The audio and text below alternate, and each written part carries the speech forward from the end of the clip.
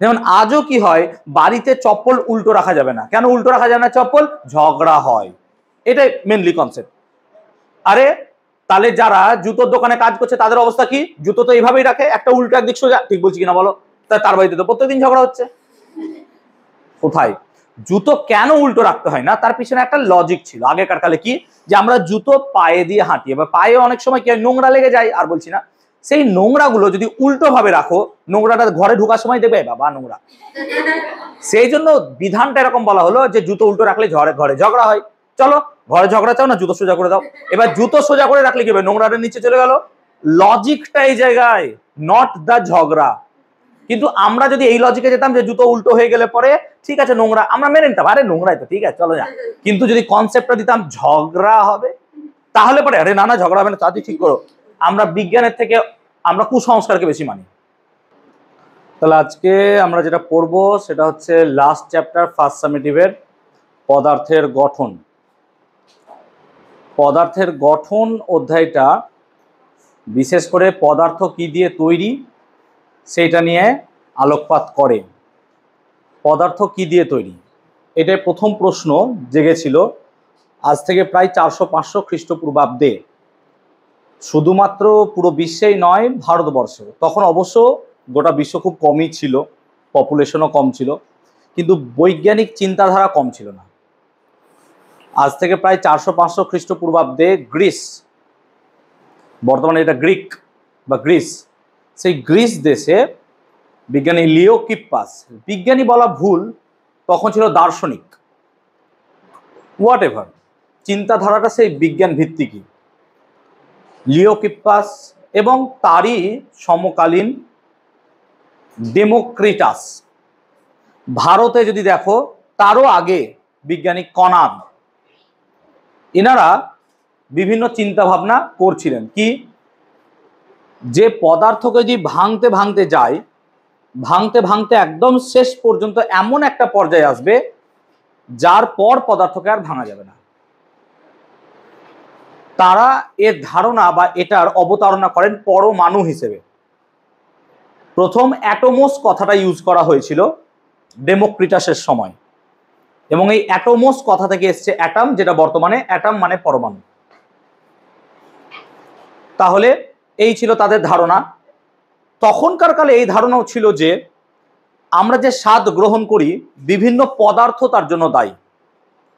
যেমন ধরো আমরা টক ঝাল যে সমস্ত পদার্থ খাই, তার জন্য যে পদার্থগুলো আছে সেগুলো সুচালো টাইপের। আবার যেটা হচ্ছে হোয়াইট, খেতে একটু মিষ্টি, সেই রকম জিনিসগুলো হচ্ছে মসৃণ পরমাণু দিয়ে তৈরি। এটা ধারণা তখনকার কালে। কিন্তু এই ধারণা তখনকার কালে কেউ মানতে চায়নি। কারা? অ্যারিস্টটল। অ্যারিস্টটল এই ধারণা, বা প্লেটো, এরা মানতে চায়নি এই ধারণা। তারাও দার্শনিক ছিলেন। এবং অ্যারিস্টটল তোমরা জানো, যখন আমরা গল্প শুনিয়েছিলাম কোথায়, ফার্স্ট চ্যাপ্টারে, গ্যালিলিওর পরীক্ষার আগে, যে অ্যারিস্টটলের সাথে গ্যালিলিওর একটা ঝামেলা হয়েছিল এই নিয়ে, নিশ্চয়ই ফার্স্ট চ্যাপ্টারে সেটা আলোচনা করেছিলাম, আর পড়ছি না। তো তারা তো দার্শনিক ছিলেন, তারা এরকম মতবাদ দিচ্ছিলেন। বছরের পর বছর গেল, ভারতেও বিভিন্ন রকমের আয়ুর্বেদ বা ভারতে বিভিন্ন দর্শন শাস্ত্র এলো। আমাদের গোটা বিশ্বে এরকম ভাবে পড়াশোনা এটার উপর চলছে যে পদার্থ কি দিয়ে তৈরি, মানুষ যদি কি দিয়ে তৈরি হয়। আমাদের ভারতীয় দর্শন শাস্ত্রে আছে পঞ্চতত্ত্ব, বায়ু, অগ্নি ইত্যাদি, মাটি, এগুলো নিয়ে আমাদের শরীর তৈরি। যেহেতু শরীর নিয়ে তৈরি, তাই বিভিন্ন ধর্ম মতে কাউকে কি করা হয়, বাড়ি কবর দেওয়া হয়। খ্রিস্টান মতে, ইসলামিক কালচারে হয়, কোনো ক্ষেত্রে আগুন দেওয়া হয়, পুড়িয়ে দেওয়া হয়, তাদের রিচুয়ালস। আলটিমেটলি ধারণা কি ছিল, সবই পরিবেশে মিশে যাবে, ধারণাটা এটাই।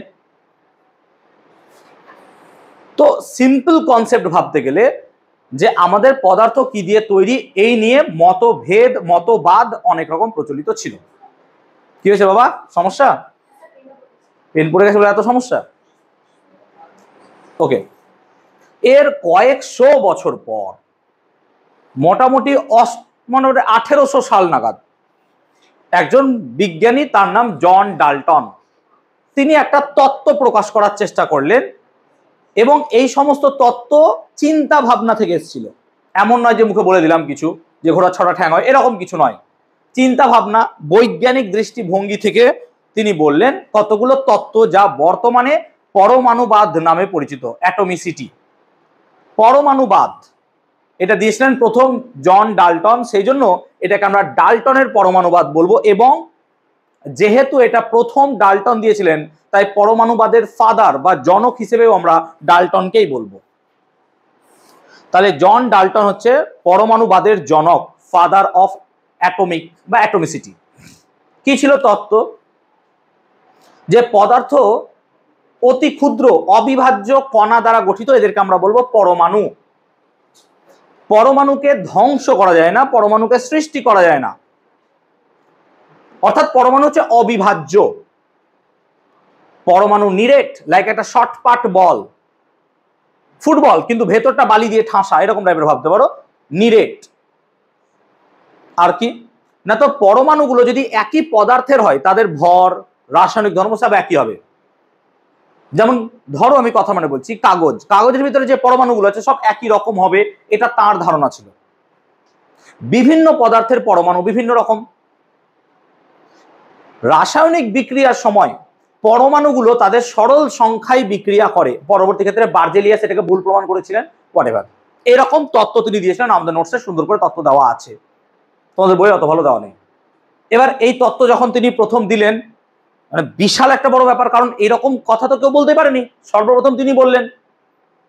যেহেতু সর্বপ্রথম তিনি বলছেন এবং তিনি একজন প্রসিদ্ধ বিজ্ঞানী, দার্শনিক, হোয়াটএভার ইউ ক্যান সে, তাহলে তার কথা সবাই আমল করলো এবং তার কথা মেনে নিল, এবং এটাই পরবর্তী ক্ষেত্রে পরমাণুবাদ নামে পরিচিত। এবার যখনই তিনি একটা কথা বললেন অ্যাজ এ সায়েন্টিস্ট, তার উপর বিভিন্ন পরীক্ষা নিরীক্ষা হবে, স্বাভাবিক, যে তিনি যে বলেছেন সেটা সঠিক কতটা। আমি তোমাকে একটা অঙ্ক করে দিলাম, ঠিক আছে, আমার অঙ্ক তো ভুলও হতে পারে, হতেই পারে ভুল, বা তুমি যে একটা অঙ্ক করে দাও তার পরীক্ষা নিরীক্ষা আমরা করি যে অঙ্কটা ঠিক হয়েছে কিনা। তাহলে জন ডাল্টন যখন বললেন, তাহলে জন ডাল্টনের উপর পরীক্ষা নিরীক্ষা হলো।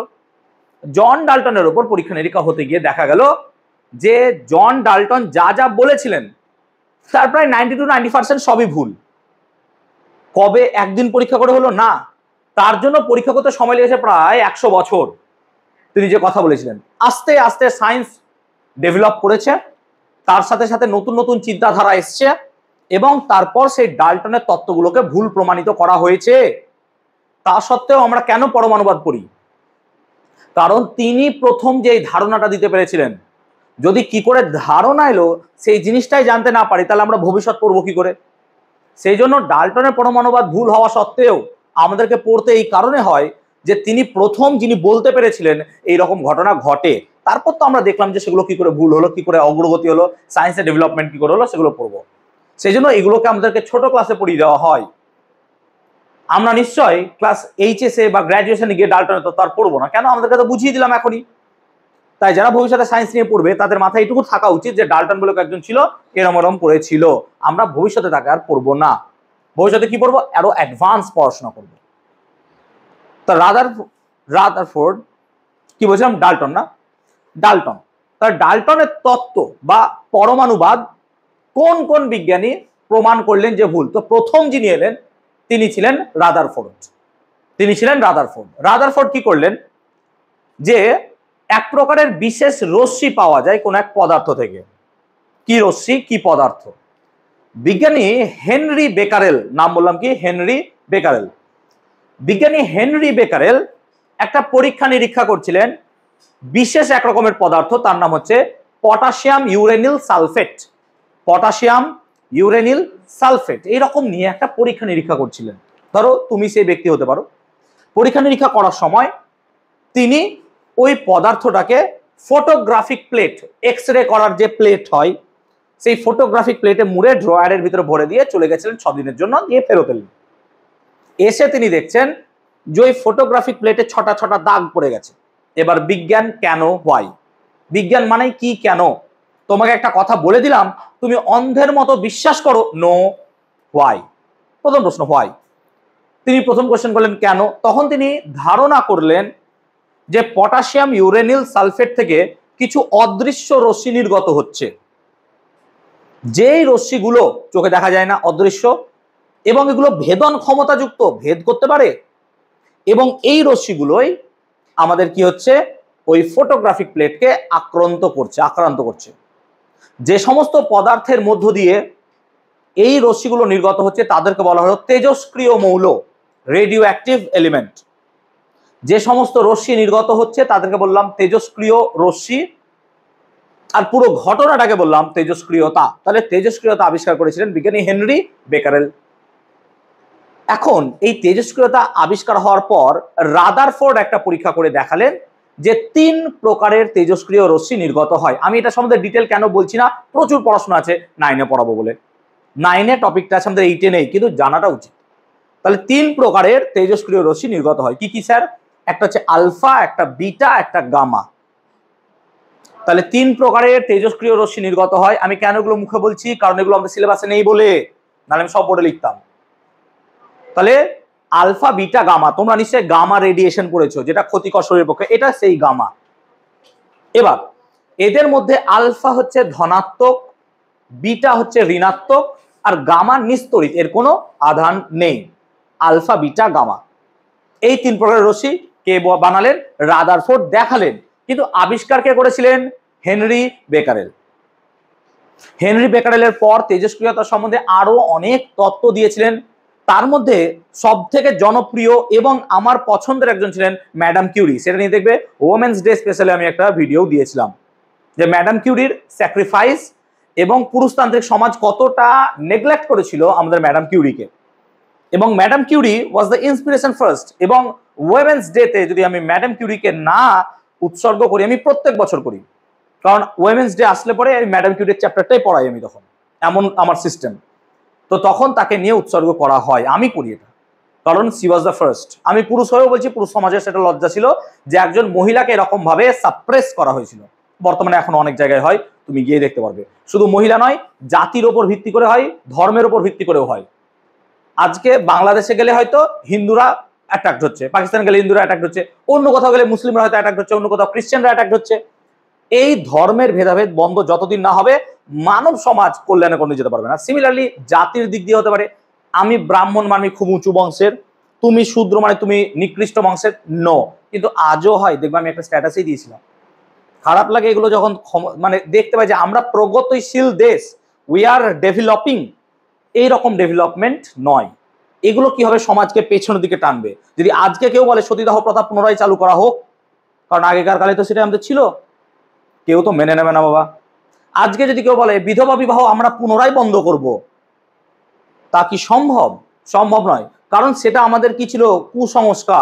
কুসংস্কার থেকে ফেরত এসছি। যেমন আজও কি হয়, বাড়িতে চপ্পল উল্টো রাখা যাবে না। কেন উল্টো রাখা যাবে না চপ্পল? ঝগড়া হয়, এটাই মেনলি কনসেপ্ট। আরে তাহলে যারা জুতোর দোকানে কাজ করছে তাদের অবস্থা কি? জুতো তো এইভাবেই রাখে, একটা উল্টো একদিক সোজা, ঠিক বলছি কিনা বলো? তার বাড়িতে তো প্রত্যেকদিন ঝগড়া হচ্ছে। কোথায়? জুতো কেন উল্টো রাখতে হয় না, তার পিছনে একটা লজিক ছিল। আগেকার কালে কি, যে আমরা জুতো পায়ে দিয়ে হাঁটি, এবার পায়ে অনেক সময় কি নোংরা লেগে যায়, আর বলছি না, সেই নোংরাগুলো যদি উল্টো ভাবে রাখো, নোংরাটা ঘরে ঢোকার সময় দেবে বাবা নোংরা। সেই জন্য বিধানটা এরকম বলা হলো যে জুতো উল্টো রাখলে ঘরে ঝগড়া হয়। চলো ঘরে ঝগড়া চাও না, জুতো সোজা করে দাও। এবার জুতো সোজা করে রাখলে কি হবে? নোংরাটা নিচে চলে গেল। লজিকটা এই জায়গায়, নট দ্য ঝগড়া।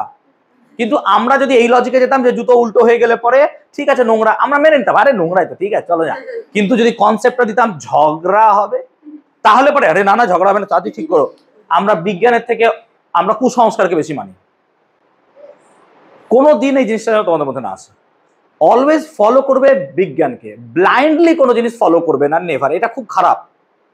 যেমন ধরো বলে খালি কাঁচি চালাতে হয় না, ঘরে ঝগড়া হয়, এটার অভিধান, ঠিক আছে? খালি কাঁচি বুঝিস তো? চুল কাটে, এখন তো ট্রিমারে চুল কাটে, আর বুঝিস না কাঁচি কি? কাঁচি যেগুলোতে চুল কাটে, এবার কাঁচিতে চুল কাটে বলে কাঁচি, খালি কাঁচি মানে কি? কিছু না কাটছিস, এমনি কাঁচি মনে হচ্ছে করছি, এরকম করা উচিত নয়। কেন না? তো ঝগড়া হয় ঘরে। তার মানে যারা নাপিত তাদের প্রত্যেকদিন ঝগড়া হচ্ছে ঘরে, কারণ খালি কাঁচি তো নাপিত চুল কাটার সময় এমনি কচকচ করতেই থাকে, হাতটাকে দেখবে তুমি ভালো করে ক্লোজলি, তাই তার বাড়িতে তো প্রত্যেকদিন ঝগড়া হয়। ওই হয় না তো? নাপিত সুন্দর আছে। তাহলে কেন বলেছিল?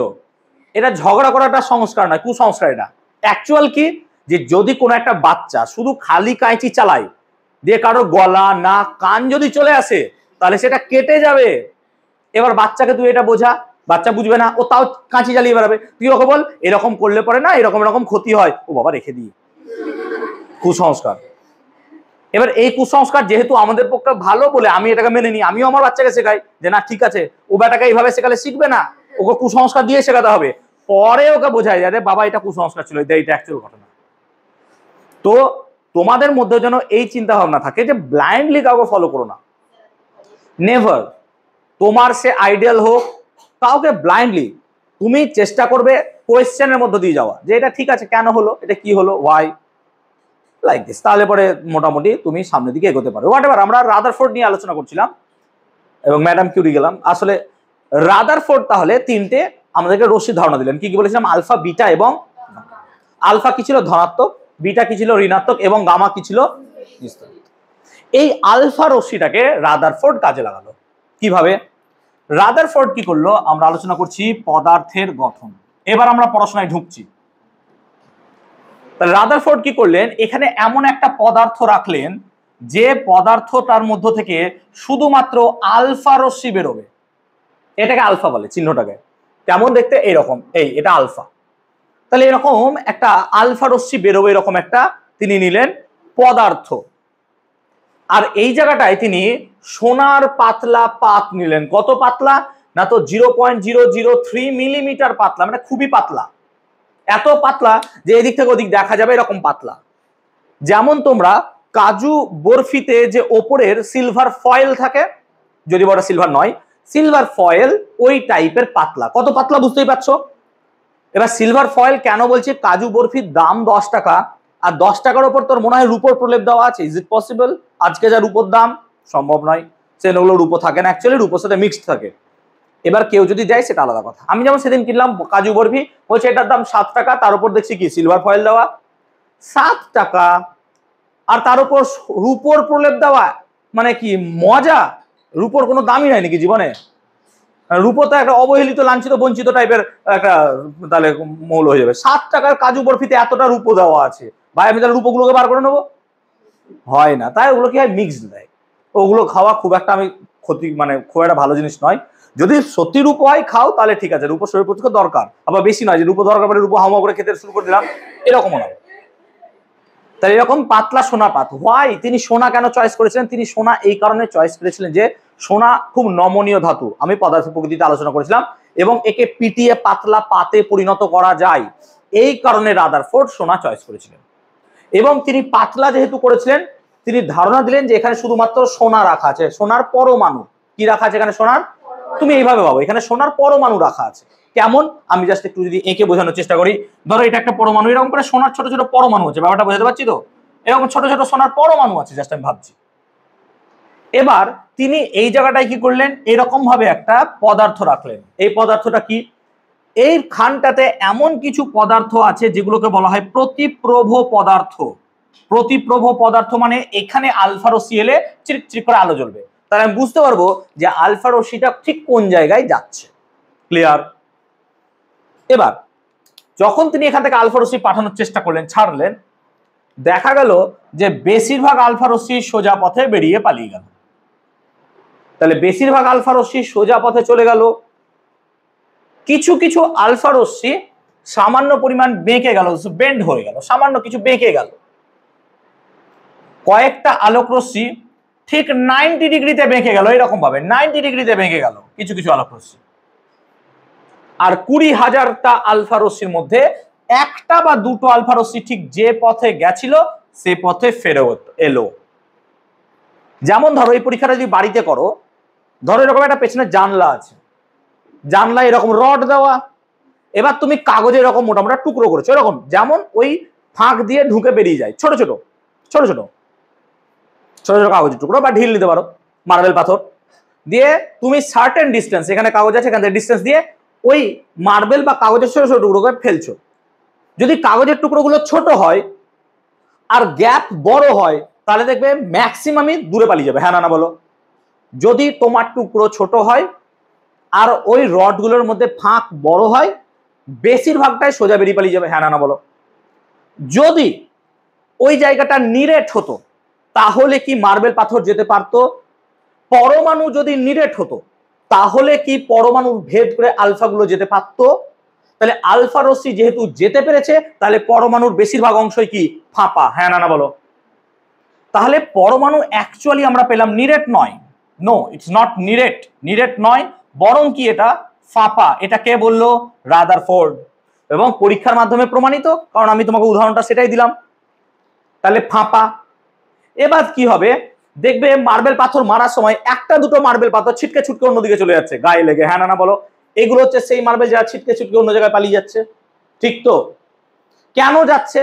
তাহলে এই ফাঁকের মাঝে মাঝে কোনো ভারী পদার্থ আছে, হ্যাঁ না না বলো? সেই রড গুলো, ইয়েস অর নো? আর এমনও হবে যে 50টা মারলে একটা দেখবে যে পথে মারলে সে পথে ব্যালেন্স হয়ে চলে এলো, হ্যাঁ না না বলো? তাহলে এটাও তো সেই গেল। তখন তিনি ধারণা করলেন যে পরমাণু কেমন, না তো পরমাণু স্যার গোলাকার, এর ভেতরে একটা অংশ আছে যেটা খুবই ভারী এবং এটা হচ্ছে সুস্থিত। তাহলে একটা পরমাণু দেখতে গোল টাইপেরই, কিন্তু এর ভেতরে একটা অংশ আছে ভারী এবং কেমন আছে? সুস্থিত অংশ। এটাকে বলা হলো নিউক্লিয়াস। তাহলে তিনি বললেন পরমাণুর ভেতরে অবস্থিত একটা পদার্থ, তার নাম হচ্ছে কি? নিউক্লিয়াস। পরমাণু নিউক্লিয়াস আছে। আর পরমাণুর বাইরে কি করছে? ইলেকট্রন গুলো ঘুরে বেড়াচ্ছে, বুঝতে পারছি, বিভিন্ন কক্ষপথে। তাই আমরা বলবো একটি পরমাণুর দুটি অংশ, একটা ভেতরের নিউক্লিয়াস বা যেটাকে বলি কেন্দ্রক, আর বাইরে কে ঘুরে বেড়াচ্ছে? ইলেকট্রন, তাই এটাকে বলা হবে ইলেকট্রন মহল।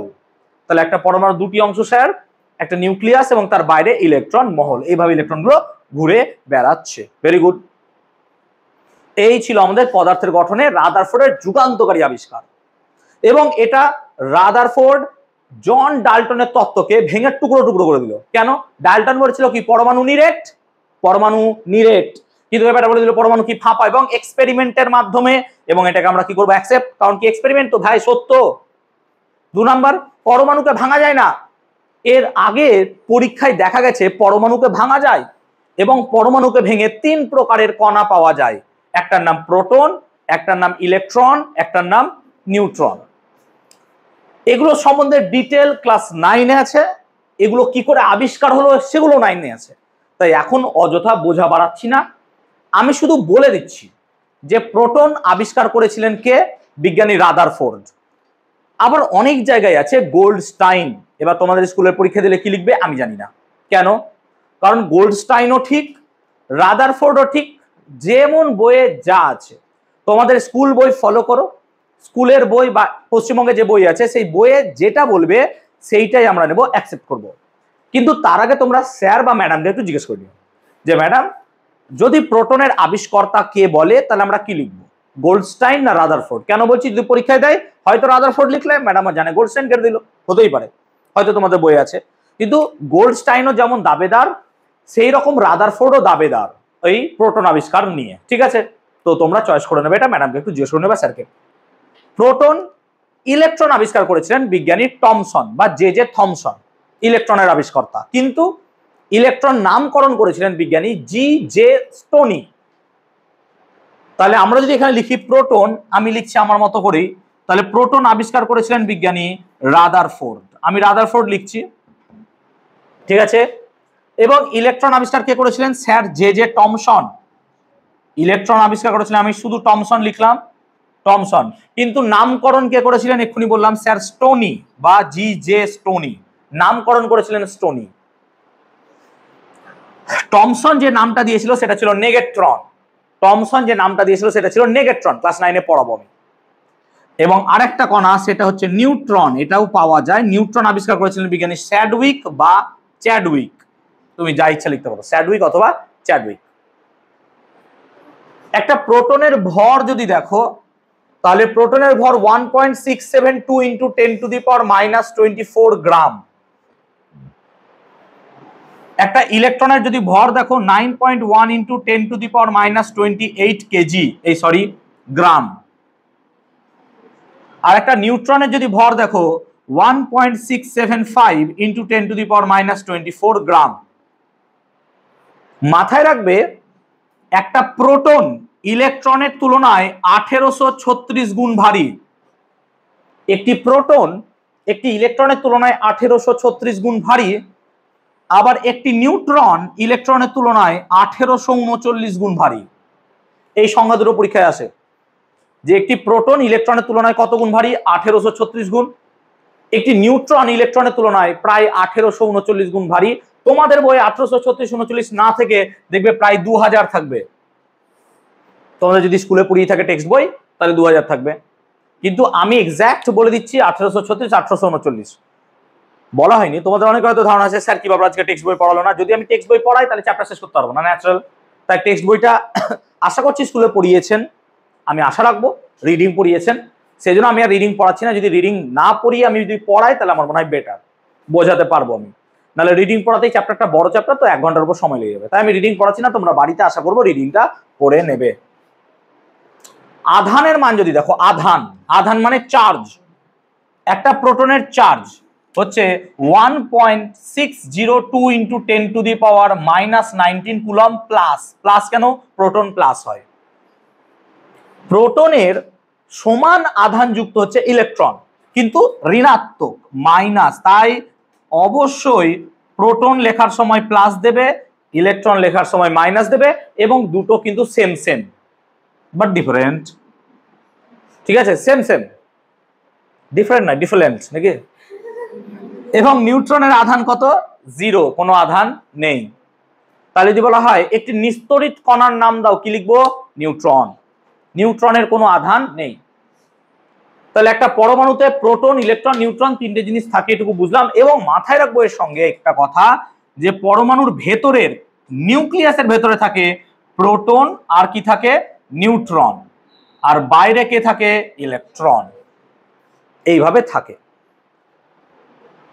পরমাণু সামগ্রিকভাবে নিস্তড়িত হয়। কেন পরমাণু নিস্তড়িত হয়? পরমাণুর যদি দেখি যতগুলো প্রোটন থাকে ঠিক ততগুলো ইলেকট্রন থাকে। একটা পরমাণুতে প্রোটন সংখ্যা আর ইলেকট্রন সংখ্যা সর্বদা কি হয়? সমান। তো প্রোটন সংখ্যা ইলেকট্রন সংখ্যা যদি সমান হয়, আবার তুমি দেখো প্রোটনের আধান আর ইলেকট্রনের আধানও সমান, কিন্তু প্লাস মাইনাস। তাহলে টোটাল যদি আমি চার্জ দেখি কত হয়ে যাবে? 0। হ্যাঁ না বলো? কেন? প্রোটন আর ইলেকট্রনের সংখ্যা সমান, আবার তাদের আধানের পরিমাণ কি? একটা প্লাস আর একটা কি? মাইনাস। তাহলে পুরো যোগ করলে কত হয়ে যাবে? আলটিমেটলি 0। সেই জন্য পরমাণু কি হয়ে যায়? নিস্তড়িত। আমার নোটসে আসে, দেখবে, পড়ে নিও। আমি বোঝাতে পারলাম কেন নিস্তড়িত হয়? তাই বোঝাতে পারলাম যেহেতু প্রোটন আর ইলেকট্রন সংখ্যা কি হবে? সমান, এবং প্রোটনের আধান আর ইলেকট্রনের আধান, প্রোটন পজিটিভ ইলেকট্রন নেগেটিভ, সমান। সেই জন্য টোটাল যদি বার করি কত হয়ে যাবে? 0। সেই জন্য আমরা দেখব পরমাণু নিস্তড়িত হয়। একটা পরমাণু কতটা সাইজে ছোট? প্রচুর ছোট। কত ছোট যদি বার করতে হয়, তাহলে আমি যদি মোটা মোটা হিসাব দিই যে তোমার চুলের ভেতরে কয়েক হাজার পরমাণু ঢুকে যাবে। একটা ছোট্ট চুলকে এরকম করে যদি লম্বা লম্বা করে সাজানো যায়, মানে একটা চুলকে কেটে তুমি যদি 1000 ভাগ করো, একটা ছোট্ট টুকরো 1 ভাগ, তাহলে সেটা একটা পরমাণু দাঁড়াবে। তার থেকেও ছোট হতে পারে। তাহলে পরমাণুকে চোখে দেখা যায় না, তাহলে স্যার আমরা এত বড় বড় পরমাণু আঁকি কেন? নাকি রে? তো এই তো কত বড় পরমাণু গেছেন। এইটা আমরা স্কিমাটিক ডায়াগ্রাম বলি। স্কিমাটিক মানে স্কিমা, আমি চিন্তা ভাবনা করছি পরমাণুটা এরকম হয়, কিন্তু আদতে সেটা কত? খুবই ছোট, যেটাকে তুমি কল্পনাও করতে পারবে না। কিন্তু আমি যদি ওই জিনিস আঁকি, তাহলে তো এইটুকু ডট দিলাম মানে এখানে কোটি পরমাণু আছে, এখানে কয়েক কোটি পরমাণু আছে, কি করে আঁকবো তাহলে? সেই জন্য আমরা পরমাণুটাকে বোঝার সুবিধার জন্য এরকম আঁকি। এইটাকে সেজন্য আমরা বলি স্কিমাটিক ডায়াগ্রাম, SCHEMATIC। স্কিমাটিক ডায়াগ্রাম মানে যে আমাদের ধারণা থেকে আঁকছি। যদি তুমি হিসাব করতে চাও তাহলে দেখো, একটা পরমাণুর নিউক্লিয়াসের ব্যাস, একটা পরমাণুর নিউক্লিয়াসের যদি ব্যাস দেখো, তাহলে প্রায় 10⁻⁻15 মিটার। এটা হচ্ছে নিউক্লিয়াসের ব্যাস। আর যদি একটি পরমাণুর ব্যাস, বড় পরমাণু ধরছি আমি, হ্যাঁ, একটি পরমাণুর ব্যাস দেখো, তাহলে প্রায় 10⁻⁻12 মিটার। প্রায়, আমি বড় পরমাণু ধরছি। তাহলে এখন যদি পরমাণুর ব্যাস বা ব্যাসার্ধ, তুমি যাই ধরো, আচ্ছা ব্যাসার্ধ ধরো, ব্যাসার্ধ, তাহলে পরমাণুর ব্যাসার্ধ বাই যদি নিউক্লিয়াসের ব্যাসার্ধ ভাবো, তাহলে কি হবে? অঙ্কে যদি সবল হও তাহলে স্যার 10⁻⁻12 বাই কত 10 টু দি পাওয়ার মাইনাস 15, ঠিক তো? আর এটাকে কি লেখা যায় দেখো, 10 to the power minus 12 into 10 to the power 15, নিশ্চয়ই তাই লিখবো, হ্যাঁ না বলো? কেন? 15 উপরে গেলে মাইনাসটা কি হয়ে যাবে প্লাস, আর এইটা যদি গুণ করো তাহলে নিশ্চয়ই লিখতে পারবে 10 to the power minus 12 plus 15, হ্যাঁ না বলো? নিশ্চয় সূচক জানো। তাহলে পরে এটা করলে কত হবে, 10 কিউব মানে কত 1000। তার মানে ধরো আমি এখানে ছোট্ট করে, এখানে তাকাও, এখানে ছোট্ট করে একটা 1 সেন্টিমিটার, কতটা এটা 1 সেন্টিমিটার হয়ে যাবে, হ্যাঁ না বল? আমি যদি একটা স্কেল চয়েস করে 1 সেন্টিমিটার আঁকি, তাহলে লজিক্যালি এই দেখো আমি যা এঁকেছি সেটা 1 সেন্টিমিটার। তাহলে 1 সেন্টিমিটার ব্যাসার্ধের যদি একটা নিউক্লিয়াস আঁকি, এরকম একটা যদি নিউক্লিয়াস, এটা হচ্ছে নিউক্লিয়াস, এইটুকু যদি নিউক্লিয়াস দেখ, এরকমই নিউক্লিয়াস এঁকেছিলাম, তাহলে নিউক্লিয়াসের ব্যাসার্ধটা যদি 1 সেমি হয়, তাহলে পরমাণু ব্যাসার্ধ কত হবে 1000 সেমি। 1000 সেমি মানে 10 মিটার, হ্যাঁ না বল? তাহলে এখান থেকে 10 মিটার কতটা হবে, যেখানে লাস্ট বেঞ্চ আছে সেটা হচ্ছে 10 মিটার। 10 মিটার লাস্ট বেঞ্চ কেন, তার থেকেও বড়, একতলা বাড়ি, 10 মিটার, একতলা বাড়ি থেকে বেশি হবে। 1 মিটার মানে 3.26 ফিট, 30 ফুট, 3 তলা বাড়ির কাছাকাছি। তাহলে বাস্তবে যদি এত বড় নিউক্লিয়াস আঁকি, তাহলে পরমাণু আঁকতেই তো পারবো না। পরমাণু বলতে হবে স্যার এখান থেকে 10 মিটার ধরে নিন, তত পরমাণু আছে। সেই জন্য আমরা পরমাণুটাকে এইভাবে আঁকি, হ্যাঁ না বলো? তাহলে এটা কি আসল না, সেই জন্য আমরা এটাকে কি বলবো, স্কিমাটিক। অনেকেই জানো না যে কেন স্কিমাটিক লেখা থাকে, তোমাদের বইও নেই, আগে লেখা থাকতো, আমরা যখন বই পড়তাম তখন বই লেখা থাকতো স্কিমাটিক ডায়াগ্রাম, কিন্তু এখন বইগুলো সব উধাও করে দিচ্ছে যে তোমরা যত কম শিখবে তত ভালো। আমরা এগুলো আমাদের স্যারও আমাদেরকে শেখায়নি। তুমি পড়ো ইউটিউব যতই, হয়তো তোমাদেরকে এটা বলবেই না, কিন্তু এটা জানা উচিত। ধরো কোনোদিন তুমি টিচার হলে, তোমাকে এই কোশ্চেন স্টুডেন্ট করলো, আমারই ছেলে হয়তো তোমার কাছে পড়ে বা মেয়ে, সে তোমাকে এই কোশ্চেনটা করলো, স্যার পরমাণু তো এত ছোট, কিন্তু আপনি কি করে এটা আঁকছেন? বাস তুমি হাঁ করে তাকিয়ে, আচ্ছা তোমাকে আমি ঠিক আছে দেখছি, ভাবছি, যে পরের দিন গিয়ে বলবো। এবার তুমি খুঁজে বেড়াচ্ছ উত্তর গুগল টুগল, কোনো জায়গায় ঠিক মতো দেওয়া নাই। তাহলে তোমাকে বেসিক অ্যান্ড তোমাকে সবকিছু জানতে হবে যতটুকু তোমার সিলেবাসে আছে। ক্লিয়ার হলো কনসেপ্টটা? তাহলে পরমাণু সাইজ সম্বন্ধে এবার আইডিয়া আশা করি পেয়ে গেছি, আর লাফালাফি করবো না। ক্লিয়ার? এত ক্লিয়ার করতে পেরেছি বলবে আমাকে। ক্লিয়ার? এবার রাদারফোর্ড একটা তত্ত্ব দিয়ে দিল। রাদারফোর্ড তত্ত্ব দেওয়ার পর রাদারফোর্ডের তত্ত্বেরও কিছু ভুল দেখা গেল। রাদারফোর্ডের তত্ত্বের ভুল কি ছিল? রাদারফোর্ডের তত্ত্বের ভুল ছিল যে পরমাণুর অস্তিত্ব নিয়ে সমস্যা। যে পরমাণু, রাদারফোর্ডের তত্ত্ব 9-এ পড়াবো, এমন তত্ত্ব ছিল যেটাতে পরমাণু অস্তিত্ব নিয়ে সমস্যা হয়ে যাচ্ছে। তার ভুল ধারণা বা তার ভুলকে ঠিক করেছিলেন তারই ছাত্র বিজ্ঞানী নিলস বোর। এটাকে বলবো আমরা বোরের তত্ত্ব, এবং আমরা পরবর্তী ক্ষেত্রে তার নাম দেবো বোর রাদারফোর্ডের তত্ত্ব। বোর রাদারফোর্ডের মিলিত তত্ত্ব অনুযায়ী আমরা এখন পড়াশোনা করব কিভাবে। বোর রাদারফোর্ডের তত্ত্ব অনুযায়ী যে কোনো ইলেকট্রনে, যে কোনো পরমাণুতে কে কক্ষে 2টি ইলেকট্রন সর্বাধিক থাকতে পারে। সেই রকমই সর্বাধিক এল কক্ষে 8টি ইলেকট্রন থাকতে পারে, এম কক্ষে থাকতে পারে 18টি ইলেকট্রন, এন কক্ষে থাকতে পারে 32টি ইলেকট্রন, কিন্তু ও কক্ষে আবার 32টা ইলেকট্রন বেশি থাকবে না। কিভাবে বোঝাচ্ছি। যেমন ধরো আমি যদি 1H1 লিখি, এটার নাম হাইড্রোজেন। এই 1টা হচ্ছে প্রোটন সংখ্যা, আর একটু আগে পড়ালাম স্যার প্রোটন সংখ্যা আর ইলেকট্রন সংখ্যা কি হয়, সমান। তাহলে এর একটা প্রোটন আছে মানে এর ইলেকট্রনও কটা আছে, একটা। এইটাকে বলা হয় তার ভর সংখ্যা। কি বলবো? ভর সংখ্যা। ভর সংখ্যা কাকে বলে? এই যে নিউক্লিয়াসের ভেতরে প্রোটন আর নিউট্রন আছে, এদেরকে একত্রে বলবো যোগফলকে ভর সংখ্যা। যেমন ধরো আমি যদি বলি ZXA, এটা একটা যে কোনো পরমাণু, যেমন এরকম লিখেছি, তাহলে এখানে জেডটা হচ্ছে প্রোটন সংখ্যা, ঠিক বলছি তো? জেডটা কি? প্রোটন সংখ্যা, অবভিয়াসলি স্যার। আবার জেড মানেই কিন্তু ইলেকট্রন সংখ্যা, হ্যাঁ না বল? কারণ একটু আগে গলা চিৎকার করে মরে গেলাম, পরমাণুতে প্রোটন সংখ্যা ইলেকট্রন সংখ্যা কি হয়, সর্বদা সেম সেম। এটাকে বলবো আমরা ভর সংখ্যা, এটাকে বলবো আমরা ভর সংখ্যা, এবং নিউট্রন সংখ্যা n মানে হচ্ছে কি তাহলে ভর সংখ্যা মাইনাস প্রোটন সংখ্যা। হ্যাঁ না বল কি করে? দেখ, প্রোটন সংখ্যা নিউট্রন সংখ্যার যোগফলকে কি বলছিস? ভর সংখ্যা। তাহলে স্যার নিউট্রন সংখ্যা মানে কি হবে? ভর সংখ্যা মাইনাস প্রোটন সংখ্যা। আমি কি এই জায়গাটা বোঝাতে পারলাম? না বুঝলে আমাকে বলতে পারো নির্লজ্জ হয়ে, যে নিউট্রন সংখ্যা কি করে বার করব? ভর সংখ্যা মাইনাস প্রোটন সংখ্যা। এবার দেখো এখানে প্রোটন কটা আছে স্যার? একটা। তাহলে এর ইলেকট্রনও আছে একটা। এবার একটা ইলেকট্রন এই কক্ষপথে ঢুকবে কেন? যদি আমি নিউক্লিয়াস দেখি বা পরমাণু দেখি, পরমাণুর কক্ষপথগুলো কেমন হয়? এটা নিউক্লিয়াস, এটা প্রথম কক্ষপথ, দ্বিতীয়, তৃতীয়, এরকম ভাবে। হ্যাঁ না বলো? এই প্রথম কক্ষপথটাকে বলা হয় কে কক্ষপথ, দ্বিতীয় কক্ষপথটাকে বলবো এল কক্ষপথ, তৃতীয় কক্ষপথ এম, এন, ও, এইভাবে চলবে। বুঝতে পারছো? তো ইলেকট্রন সর্বপ্রথম প্রথম কক্ষপথে ঢুকবে না শেষে যাবে? আরে ভাই প্রথমে ঢুকবে, তাই না? প্রথম কক্ষপথে ঢুকবে।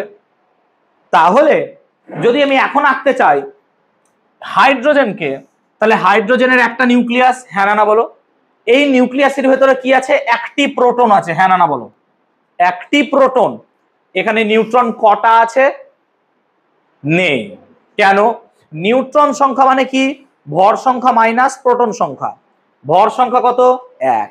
প্রোটন সংখ্যা কত? 1। নিউট্রন সংখ্যা কত? 0। তাই সাধারণ হাইড্রোজেন, এটার নাম হচ্ছে সাধারণ হাইড্রোজেন। তাহলে সাধারণ হাইড্রোজেন হচ্ছে এমন হাইড্রোজেন যার মধ্যে কোনো নিউট্রন নেই। এটা মাথায় রাখবি। সাধারণ হাইড্রোজেনের আর একটা নাম হচ্ছে প্রোটিয়াম। প্রোটিয়াম। তাহলে সাধারণ হাইড্রোজেন বা প্রোটিয়াম এমন একজন যেখানে কোনো নিউট্রন নেই। এবার এই নিউক্লিয়াসকে কেন্দ্র করে প্রথম কক্ষপথটার নাম কি লিখবো? কে কক্ষপথ। হ্যাঁ না বল? প্রথম কক্ষপথটাকে কি লিখবো? কে কক্ষপথ। আর কে কক্ষপথে কটা ইলেকট্রন থাকবে বেটা? আছে কটা? একটা। তাই কে কক্ষপথে একটা ইলেকট্রন থাকবে। বল বোঝাতে পেরেছি কিনা আমি? পরেরটা দেখ, পরেরটা হচ্ছে 2He4, এটাকে বলবো হিলিয়াম। তাহলে হিলিয়ামের নিউট্রন কটা আছে কে বলতে পারবে? 4টে নিউট্রন। বা দারুণ ব্যাপার। নিউট্রন মানে এটার সাথে এটা বাদ, তাই তো শিখালাম রে ভাই, দুটো। তাহলে যদি এখন আমাকে হিলিয়াম আঁকতে যায়, তাহলে প্রোটন কটা আছে? দুটো। তাহলে লজিক্যালি নিউক্লিয়াসের ভেতরে থাকবে দুটো প্রোটন আর দুটো নিউট্রন। হ্যাঁ না বলো? ঠিক বলছি তো? নিউক্লিয়াসের ভেতরে কি থাকবে? দুটো প্রোটন আর দুটো নিউট্রন। আর ইলেকট্রন কটা আছে? দুটো। তাহলে কে কক্ষপথে কটা ইলেকট্রন থাকতে পারে? সেই জন্য কে কক্ষপথে দুটো ইলেকট্রন থাকবে। তুমি বলবে স্যার আমার মন, আমি কে কক্ষপথে একটা রাখবো না আর একটা কক্ষপথ দিয়ে এক রাখবো। এটা মজার মুলুক নয়, এটা নিয়ম যে কে কক্ষপথে সর্বাধিক দুটো, মানে আগে এখানে দুটো ভর্তি হবে তারপর এলে ঢুকবে। আমি কি বলতে পারলাম? তাহলে পরেরটা দেখো 3 লিথিয়াম 7 ধরো। তাহলে লজিক্যালি একে যদি আঁকতে চাই তাহলে ভেতরে থাকবে 3টে প্রোটন। হ্যাঁ না বলো? আর 4টে নিউট্রন। ঠিক বলছি তো? আর প্রথম কক্ষপথে থাকবে দুটো ইলেকট্রন। হ্যাঁ না বল? দুটো ইলেকট্রন। পরের কক্ষপথে কত থাকবে? এই হচ্ছে একটা ইলেকট্রন। এবার কি বলতে পেরেছি আমি? এইভাবে যাবে। ক্লিয়ার হলো? তাহলে এইভাবে লিখবো। তাহলে এবার দেখো এটাকে কিভাবে লিখছি আমি। এবার কিভাবে লিখছি দেখো, এবার কিভাবে লিখছি দেখো। তাহলে তুমি দেখো কে কক্ষপথ, এল কক্ষপথ, এম কক্ষপথ, এন কক্ষপথ লিখলাম। তাকাই দিকে। তাহলে এটা ছিল 1H1। কে কক্ষপথে কটা ইলেকট্রন ছিল রে? কে দুটো বললি? একটা। ঠিক তো? আচ্ছা বল 2He4 কটা হবে তাহলে? দুটো। হ্যাঁ না বল? আর হবে এগুলোতে? দেখ হিলিয়াম। এবার দেখ 3 লিথিয়াম, টাকা। তাহলে কটা হবে? কে কক্ষপথে দুটো, এল কক্ষপথে বল। বুঝতে পেরেছিস? এবার নিজেরা ভাব। তাহলে যদি আমি 4 দিই বেরিলিয়াম, ওপরটা লিখছি না কেন, দরকার পড়ছে না আমার। তাহলে কত হবে? 2, হ্যাঁ না বল? কে বুঝলি না বল? মন এখানে দে তো বুঝতে পারবি। মন অন্য জায়গায় দিলে কি করে বুঝবি? ভাবছিস না বাড়িতে মাটন হয়েছে কখন খাবো, এদিকে ক্লাসে মন দে। তাহলে 5 বোরন, এটার নাম কি বললাম? বোরন। তাহলে প্রথম কক্ষপথে কটা যাবে? 2, পরেরটাতে। তাহলে বেরিলিয়াম বোরন, তারপর কার্বন কত হবে তাহলে? 2,4। তারপর নাইট্রোজেন কত হবে? 2,5 হলো। তারপর অক্সিজেন তাহলে কত হবে? 2,6। তারপর হচ্ছে অক্সিজেন ফ্লুরিন কত হবে? 2,7। এবার হচ্ছে নিয়ন কত হবে? 2,8। তারপর হচ্ছে সোডিয়াম তাহলে কত হবে? 2,9 লিখবো? কেন 9 লিখবো না? এলে 8টা থাকতে পারবে, তাহলে এখানে 8 ভরে পরেরটাতে 1। কে বুঝলি না বল? কে বুঝলি না বল? এত ক্লিয়ার? এত ক্লিয়ার? তাহলে এবার তোমরা বলো, এখানে আমি মোটামুটি করে লিখছি। তাহলে বলো ম্যাগনেসিয়াম কত হবে? 12। তাহলে 12 ম্যাগনেসিয়াম কত হবে বলো? কি হবে? 2,8,2। হ্যাঁ না না বলো? ঠিক বলছি তো? হিসাব দেখো। তারপর 13 অ্যালুমিনিয়াম কত হবে? 2,8,3। 14 সিলিকন কত হবে? 2,8, এইভাবে কি চলতে চাবে? হ্যাঁ না না বলো? এই যে আমি লিখলাম KLMN, এটাকে কি বলবো? ইলেকট্রন বিন্যাস। কেন ইলেকট্রন বিন্যাস? ইলেকট্রন কিভাবে থাকছে সেটাকে বোঝা যাচ্ছে। হ্যাঁ না না বলো? যেমন ধরো আমি যদি এখান থেকে মোটা করে একটা আঁকি কার্বন, ধরো আমি কার্বন আঁকবো। এত ক্লিয়ার? সবার ক্লিয়ার হয়ে গেছে? যদি পরমাণু গঠন এর থেকে সহজভাবে কোথাও পড়তে পারিস তাহলে পড়ানো ছেড়ে দেবো। আর যদি তাদের বোঝার ইচ্ছা থাকে তাহলে ভাই এর থেকে সহজ এবং ইজিয়েস্ট ওয়ে ছাড়া পরমাণুর গঠন আর পড়ানো যাবে না। জানি না অন্য স্যার হয়তো আরো ইজি পড়াতে পারেন, মেবি হতে পারে, বাট আমার চোখে আমার মনে হয় এটা বেস্ট। চল কার্বন আঁকি। কার্বনের প্রোটন সংখ্যা কত? 6। তাহলে ইলেকট্রন কত? 6। প্রোটন আর ইলেকট্রন তো সেম সেম, এখনই বুঝলাম। তাহলে ইলেকট্রন বিন্যাস কে কক্ষে কটা থাকবে? 2টো। এল কক্ষে 4টে। তাহলে সহজ হয়ে গেল আঁকা। দেখ কি করে সহজ হলো না তো স্যার, ভেতরে 6টা কি থাকবে? প্রোটন। আমি যদি এখানে 12 লিখে দিই তাহলে নিউট্রন কটা থাকবে? 6টা। তাহলে লজিক্যালি 6টা প্রোটন, 6টা কি থাকবে? নিউট্রন। হ্যাঁ না না বল? দেখ ডট 6 গোল 6। আর প্রথম কক্ষপথে থাকবে কটা ইলেকট্রন? 2টো। আর তারপরের কক্ষে তোরা দেখ তোদের নোটসে কার্বন আঁকা আছে, দেখ এরকম স্ট্রাকচার আছে। হ্যাঁ না না বল? পেজ নাম্বার দেখ। হ্যাঁ পেজ নাম্বার 4-এ দেখ, পেয়েছিস? ক্লিয়ার? ক্লিয়ার হচ্ছে এত পর্যন্ত? তাহলে এখান থেকে কি আমরা সব আঁকতে পারবো এবার? সেই রকম ভাবে দেখো তোমাদের দেওয়া আছে সোডিয়াম। তাহলে যদি আমি সোডিয়ামটা আঁকি, দেখো প্রথম কক্ষপথে কটা থাকবে? 2টো। পরেরটাতে কটা থাকবে? 8টা। হ্যাঁ না না বল? আর তার পরের একটাতে কত থাকবে? 1টা। 2, 8, 1, তাই না? বুঝতে পারলাম? তাহলে এই জিনিসটা কি বোঝাতে পেরেছি আমি? ইলেকট্রন বিন্যাস কি বোঝাতে পেরেছি? ইলেকট্রন বিন্যাস ক্লিয়ার হয়েছে? তাহলে আমরা এখনো পর্যন্ত বুঝলাম পরমাণুর কেন্দ্রের মধ্যে থাকে প্রোটন আর নিউট্রন। ঠিক বলছি তো? এখন তুমি বলো স্পর্শ ছাড়া ক্রিয়াশীল বলে পড়েছো, প্রোটন প্রোটন পরস্পরকে কি করে? বিকর্ষণ। তাহলে একটা নিউক্লিয়াসের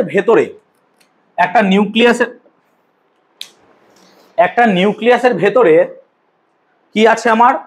এটা বড় নিউক্লিয়াস, এত বড় জীবনের নিউক্লিয়াস হবে না, আমি আঁকলাম। ধরো 2টো প্রোটন আছে, 3টে প্রোটন, তাহলে প্রোটন প্রোটন প্রোটন। আর ধরো 2টো নিউট্রন আছে, 2টো নিউট্রন আঁকলাম, এরকম হতে পারে। লজিক্যালি প্লাস প্লাস পরস্পরকে কি করবে? বিকর্ষণ। তাহলে হিসাব মতো এই প্লাস প্লাস পরস্পরকে বিকর্ষণ করে ঠেলে দেওয়া উচিত। আবার এদের মধ্যেও বিকর্ষণ, এরা নির্বোধ, এদের মধ্যে কিছু হবে না। কেন? এদের আধান কত? 0, এরা নির্বোধ। তাহলে এরা যদি পরস্পরকে ঠেলাঠেলি করে তাহলে তো নিউক্লিয়াসটা ভেঙে যাওয়া উচিত। হ্যাঁ না না বলো? কিন্তু ভাঙছে না তো, তাহলে ভাঙছে না। তাহলে নিউক্লিয়াসের মধ্যে এমন কি হচ্ছে যে নিউক্লিয়াস ভাঙছে না? ভাঙা উচিত ছিল। এখানে কি হয়? একটা ঘটনা ঘটে। এই নিউক্লিয়াসের ভেতরে প্রোটন এরা বিকর্ষণ বল করে প্রয়োগ, তা সত্ত্বেও প্রোটন খুব দ্রুত গতিতে নিউট্রনে পরিণত হয় এবং নিউট্রন দ্রুত গতিতে প্রোটনে পরিণত হয়। মানে নিউক্লিয়াসের ভেতরে প্রোটন পরিণত হয়ে যাচ্ছে নিউট্রনে আর নিউট্রন পরিণত হয়ে যাচ্ছে কিসে? প্রোটনে, এবং খুব দ্রুত গতিতে। এই পরিবর্তনের ফলে নিউক্লিয়াসের ভেতরে একটা কণার উদ্ভব হচ্ছে, যেটাকে বলবো অস্থায়ী কণা, তার নাম মেসন। মেসন কণা। এই মেসন কণার উৎপত্তির ফলে এই নিউক্লিয়াসের ভেতরে আর বিকর্ষণ বল কাজ করে না, বরং একটা আকর্ষণ বল চারিধারে কাজ করছে নিউক্লিয়াসের ভেতরে। এই আকর্ষণ বল নিউক্লিয়াসটাকে একত্রে বেঁধে রাখতে সাহায্য করছে। এইটাকেই বলবো আমরা নিউক্লিয় বল। নিউক্লিয় বল কাকে বলে? নিউক্লিয়াসের ভেতরে প্রোটন নিউট্রনে, নিউট্রন প্রোটনে দ্রুত গতিতে রূপান্তরিত হচ্ছে, তার ফলে সেখানে একটা আকর্ষণ ধর্মী শক্তিশালী বল তৈরি হচ্ছে। তাকেই কি বলবো আমরা? নিউক্লিয় বল। এটা প্রথম লক্ষ্য করেছিলেন বিজ্ঞানী হাইজেনবার্গ, তার মতবাদ দিয়েছিলেন। পরবর্তী ক্ষেত্রে বিজ্ঞানী হিদেকি ইউকাওয়া, জানি না নাম আছে কিনা, 3 নম্বর পেজে থাকবে, হয়তো দেখবে 3 বা 2 নম্বর পেজে থাকবে। হিদেকি ইউকাওয়া এটা সম্বন্ধে ডিটেল আমাদেরকে দিয়েছিলেন। পেজ নম্বর 3-এ আছে, দেখো পেয়েছি। নিউক্লিয় বল বলে একটা টপিক আছে, দেখো ছোট্ট করে পেয়েছো সকলে? ওপরে অ্যাড আছে, কেউ ভর্তি হলে বলে দিও, অসুবিধা নাই। চলো, ওকে, এত ক্লিয়ার? ক্লিয়ার হয়েছে? তাহলে পরমাণুর ভর সংখ্যা কাকে বলে? প্রোটন সংখ্যা নিউট্রন সংখ্যা যোগফল। পরমাণু ক্রমাঙ্ক কাকে বলে? প্রোটন সংখ্যাকে কি বলা হয়? পরমাণু ক্রমাঙ্ক। এটা আমরা এখনই লিখেছিলাম এক্স জেড এ দ্বারা, হ্যাঁ না বলো, বা জেড এক্স এ দ্বারা, ঠিক বলছি তো? এত ক্লিয়ার? এত ক্লিয়ার হয়ে গেছে? ওকে, তাহলে আমরা পরমাণুর স্ট্রাকচার সম্বন্ধে মোটামুটি আইডিয়া হলো একটা, কি হয় না হয়। এখন যদি আমরা হাইড্রোজেনকে দেখি, তাহলে হাইড্রোজেনের প্রথম একটা লিখলাম 1H1, মানে এখানে প্রোটন কটা আছে? একটা। ইলেকট্রন কটা? একটা। আর নিউট্রন নেই। ভর সংখ্যা কত? 1। কিন্তু হাইড্রোজেনেরই আরো একটা রূপ দেখা যায়, যেটা তোমাদের এখন রূপ দেখছি একরকম, বাড়িতে অন্যরকম, বন্ধুর সাথে অন্যরকম। মানে স্কুলে গিয়ে আমি চিনতে পারবো না যে এটা সে, যে আমার ক্লাসে বসে এরকম ভাবে চুপচাপ থাকে। নো। আর মা বাবা তো ওখানে সুইসাইড করে মরে যাবে, হার্ট ফেল করে, যে এটা আমার ছেলে মেয়ে। ন্যাচারাল যে আমি চোখে কি দেওয়া যে আমাকে খুঁজবে যে এটা আমার ছেলে মেয়ে, হতে পারে না। যে বাড়িতে এত শান্ত শিষ্ট, কিন্তু স্কুলে ভয়ানক রূপ। আর বলতে হবে না, আমি সবার সম্বন্ধেই জানি, টুকিটাকি মোটামুটি রিপোর্ট আমার কানে আসে, জানেন স্যার ও আজকে স্কুলে এরকম করেছে, মোটামুটি খবর আমি পেয়ে যাই, ঠিক আছে, অসুবিধা নাই। সো এইদিকে দেখি, তাহলে হাইড্রোজেনেরই আর একজন কি, দেখো ভালো করে দেখো, হাইড্রোজেনের প্রোটন সংখ্যা কিন্তু সর্বদা 1। হাইড্রোজেনের প্রোটন সংখ্যা সর্বদা 1, কিন্তু ভেতরে প্রোটনে জায়গায় আরো একটা যদি নিউট্রন ঢুকে যায়, তখন তার ভর সংখ্যা কত হয়ে যাবে? 2। হ্যাঁ না বলো? তাহলে এখানে প্রোটন কটা আছে? একটা। নিউট্রন কটা আছে? একটা। ভর সংখ্যা কত? 2। ঠিক তো? এই ভুলটা হচ্ছে ত্রিধা, আর হবে না তো? আরো একটা পাওয়া যায় 1H3। হাইড্রোজেনের প্রোটন কটা? একটাই, কিন্তু ভর সংখ্যা 3, নিউট্রন কটা? 2। যাদের প্রোটন সংখ্যা 1, ভর সংখ্যা আলাদা, তাদেরকে বলবো আইসোটোপ। কি বলবো? আইসোটোপ বা সমস্থানিক কাকে বলে? যে সমস্ত পরমাণুর প্রোটন সংখ্যা একই কিন্তু ভর সংখ্যা কি আলাদা, তাদেরকে বলা হয় আইসোটোপ। দেখো আমাদের নোটসে দেওয়া আছে আইসোটোপ, এবং তুমি দেখতে পারবে এখানে আইসোটোপ সম্বন্ধে ডিটেল দেওয়া আছে। হাইড্রোজেনের দেখো প্রথমটার নাম হচ্ছে প্রোটিয়াম, পেজ নাম্বার 4-এর উপরে নিচের দিকে দেখো, প্রথমটার নাম হচ্ছে প্রোটিয়াম, দ্বিতীয়টার নাম হচ্ছে ডয়টেরিয়াম বা ডিউটেরিয়াম, এবং 3 নম্বরটা হচ্ছে ট্রিশিয়াম বা ট্রিটিয়াম, দেখে নিতে পারো তোমরা, বা এখানে আমাদের বই ট্রাইটিয়াম লেখা আছে, ঠিক আছে? তাহলে এই হলো আইসোটোপ। এমন অনেক পরমাণু আছে যাদের ভর সংখ্যা একই, প্রোটন সংখ্যা আলাদা। কেমন? যেমন ধরো 40 আর 20Ca40, এই দুটো তাকাও, দেখো দুটোর ভর সংখ্যা একই কিন্তু প্রোটন সংখ্যা কি হচ্ছে? আলাদা। ভর সংখ্যা একই, প্রোটন সংখ্যা আলাদা। এদেরকে কি বলবো? আইসোবার। কি বলবো? আইসোবার। বার থেকে ভর এইভাবে ভেবে ভাবতে পারো, আইসোবার। আবার এমন কিছু পদার্থ আছে যাদের নিউট্রন সংখ্যা সমান। উদাহরণ দিচ্ছি, 15p31 16s32। এদিকে দেখাও, এখানে নিউট্রন কটা আছে কি করে বার করবো? এটার সাথে এটা বাদ দেন। হ্যাঁ না না বল, তাই তো শেখালাম। এখানে নিউট্রন কটা আছে কি করে বার করবি? এটার সাথে এটা বাদ দেন। তাহলে 31 থেকে যদি 15 বাদ দিস কটা হয়? 16। এখানেও কত হবে? তো দুটো ক্ষেত্রে দেখ নিউট্রন সংখ্যা কি হয়ে যাচ্ছে? সমান। যাদের নিউট্রন সংখ্যা সমান তাদেরকে বলবো আইসোটোন। পেজ নাম্বার 5 আছে, দেখো একদম টপে। আইসোটোন কাকে বলে? যাদের ক্ষেত্রে নিউট্রন সংখ্যা সমান হয় তাদেরকে আমরা বলবো আইসোটোন। আন্ডারলাইন করে নিও কিন্তু, যেগুলো পড়ে দিচ্ছি বা দাগিয়ে নিও। এতদূর ক্লিয়ার? এতদূর ক্লিয়ার? তাহলে আমরা বুঝতে পারলাম আইসোটোন। যাদের মধ্যে ইলেকট্রন সংখ্যা একই হয় তাদেরকে বলা হয় আইসো ইলেকট্রনিক। তোমাদের নেই এটা, মনে রাখবে। যাদের মধ্যে ইলেকট্রন সংখ্যা সমান হয় তাদেরকে বলা হয় আইসো ইলেকট্রনিক। যাদের মধ্যে ইলেকট্রন সংখ্যা সমান হয় তাদেরকে কি বলবো?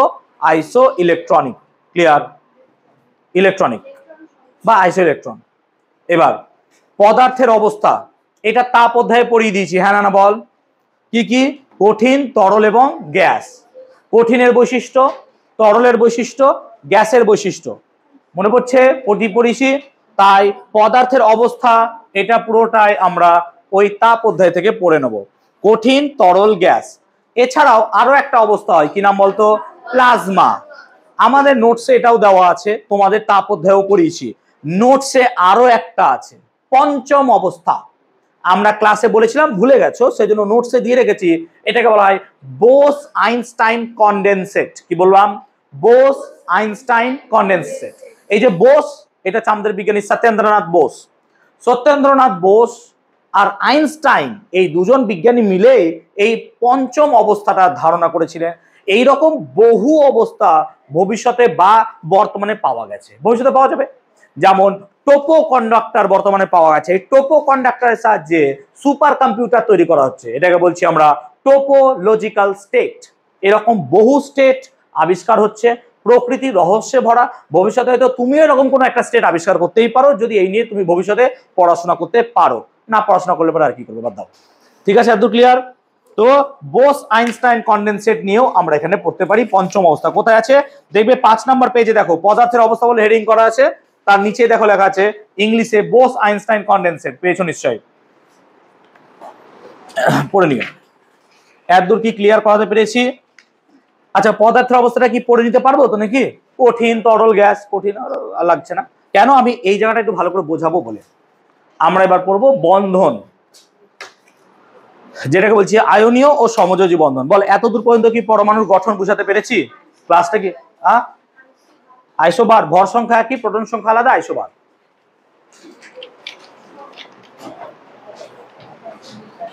এতদূর ক্লিয়ার হয়ে গেছে? এতদূর ক্লিয়ার?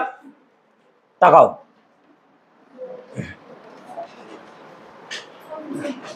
আমরা এবার পড়াচ্ছি আয়নীয় ও সমযোজী বন্ধন। তাকাও, প্রত্যেকটা পরমাণু চাইবে তার সর্বশেষ কক্ষে 8টা ইলেকট্রন রাখতে।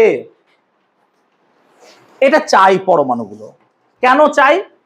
যে সমস্ত পরমাণুর সর্বশেষ কক্ষে 8টা ইলেকট্রন আছে তারা খুব সুস্থিত হয়, স্টেবল। যেমন তোমরা এখন পড়াশোনা করছো, তোমাদের লাইফ এখন কি স্টেবল? না, স্টেবল নয়। কেন? তোমরা স্টেবিলিটির দিকে আস্তে আস্তে যাচ্ছ। কখন? যদি জীবনে একটা ভালো জায়গায় দাঁড়াতে পারো। আমি বলছি না চাকরি, যে কোনো জায়গায় যেখানে তুমি তোমার খাদ্য বাসস্থান ঠিকঠাক মতো রাখতে পারো। খাদ্য মানে ইনকাম, যে না আমি একটা ঠিক ইনকাম করি যাতে আমার সংসার বা আমি নিজে জীবন যাপন করতে পারবো, এবং আমার একটা বাসস্থান আছে যেখানে আমি ভালো মতো থাকতে পারবো, তাহলে আমাদের লাইফটা অনেকটা স্টেবল, তাই না? সেরকমই আমাদের ক্যারেক্টার দিক দিয়েও আমাদের স্টেবিলিটি হতে হয়। যেমন এইরকম কিছু ব্যক্তি আমাদের জীবনে আছে, স্বামী বিবেকানন্দ হতে পারে, এপিজে আব্দুল কালাম হতে পারে, এরকম বহুজন আছে যারা প্রকৃতিতে আদর্শ রূপে পরিচিত। আমরা চাই তাদের মতো হতে পারবো না, কিন্তু চেষ্টা করি। এই পরমাণুগুলো চাই এই রকমই, যে প্রকৃতিতে কিছু মৌল আছে যাদের সর্বশেষ কক্ষে কটা ইলেকট্রন থাকে? 8টা। তাদের মতো তারা হতে চায়। যেমন ধরো neon, argon, krypton, xenon and radon. Neon electron বিন্যাস একটু আগে এঁকেছিলাম 2,8, হ্যাঁ না বলো নিচে। সেই রকমই আর্গনের কত হয় 2,8,8। আমি আর লিখছি না। সবার শেষ কক্ষে কটা করে ইলেকট্রন থাকবে? 8টা। শেষ কক্ষে কটা ইলেকট্রন থাকবে? 8টা। এখন নিয়নের আগে আরেকটা পরমাণু থাকে হিলিয়াম, মনে করে দেখো, তার শেষ কক্ষে কটা ইলেকট্রন থাকবে বলো তো? 2টো, কারণ হিলিয়ামের আছেই কটা? 2। তাহলে সবাই চাই এরকম হতে। কেন? প্রকৃতিতে এরা আদর্শ, এরা কোন রকম ভাবে রাসায়নিক বিক্রিয়ায় অংশগ্রহণ করে না। যদি রাসায়নিক বিক্রিয়ায় অংশগ্রহণ না করে তাদেরকে আমরা বলবো সুস্থিত। এরা সুস্থিত, এরা হচ্ছে নিষ্ক্রিয় গ্যাস। কি বলবো? কটা নিষ্ক্রিয় গ্যাস আছে তাহলে? 6টা। Helium, neon, argon, krypton, xenon, radon. Helium, neon, argon, krypton, xenon, radon. 6টা। কি গো? কে? না লাগবে না, আর রেডন পর্যন্ত নেবো, রেডন পর্যন্ত 6টা। ঠিক আছে। এখন সবাই এরকম হতে চায়। এবার সবার কি শেষ কক্ষে 8টা ইলেকট্রন আছে? তুই একটু আগে মনে কর আমরা এঁকেছিলাম এখানে নাইট্রোজেন 2,5, ঠিক তো? তাহলে শেষে আছে কটা? তুই অক্সিজেন ভাব, শেষে আছে কটা? 6টা। তুই কার্বন ভাব, আছে কটা? 4টে। কিন্তু এরা চাইছে কটা করতে? 8টা। তার ফলে তারা ইলেকট্রন গ্রহণ বা বর্জন করে নেয় এবং তার ফলে যৌগ তৈরি করে। এই ঘটনাটাকে বলবো আমরা রাসায়নিক বন্ধন।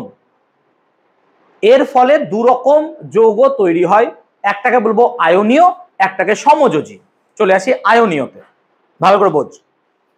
ধর সোডিয়াম, কোন এক জায়গায় সোডিয়াম আছে, তুই মনে করে দেখ সোডিয়ামের সর্বশেষ কক্ষে কটা ইলেকট্রন আছে রে? 1টা। এটা সর্বশেষ কক্ষের ইলেকট্রন, কিন্তু তার ভেতরে আরো কটা ইলেকট্রন আছে? 10টা। হ্যাঁ না বল? কি করে স্যার? এই দেখ 2,8,1 লিখেছিলাম, মনে করে দেখ। তাহলে এই 10টা ইলেকট্রন ভেতরে আছে, আমি আঁকিনি, জটিল হয়ে যাবে, ছবি বাজে লাগবে দেখতে। তাহলে একটা ইলেকট্রন আছে বাইরের কক্ষে। কেন?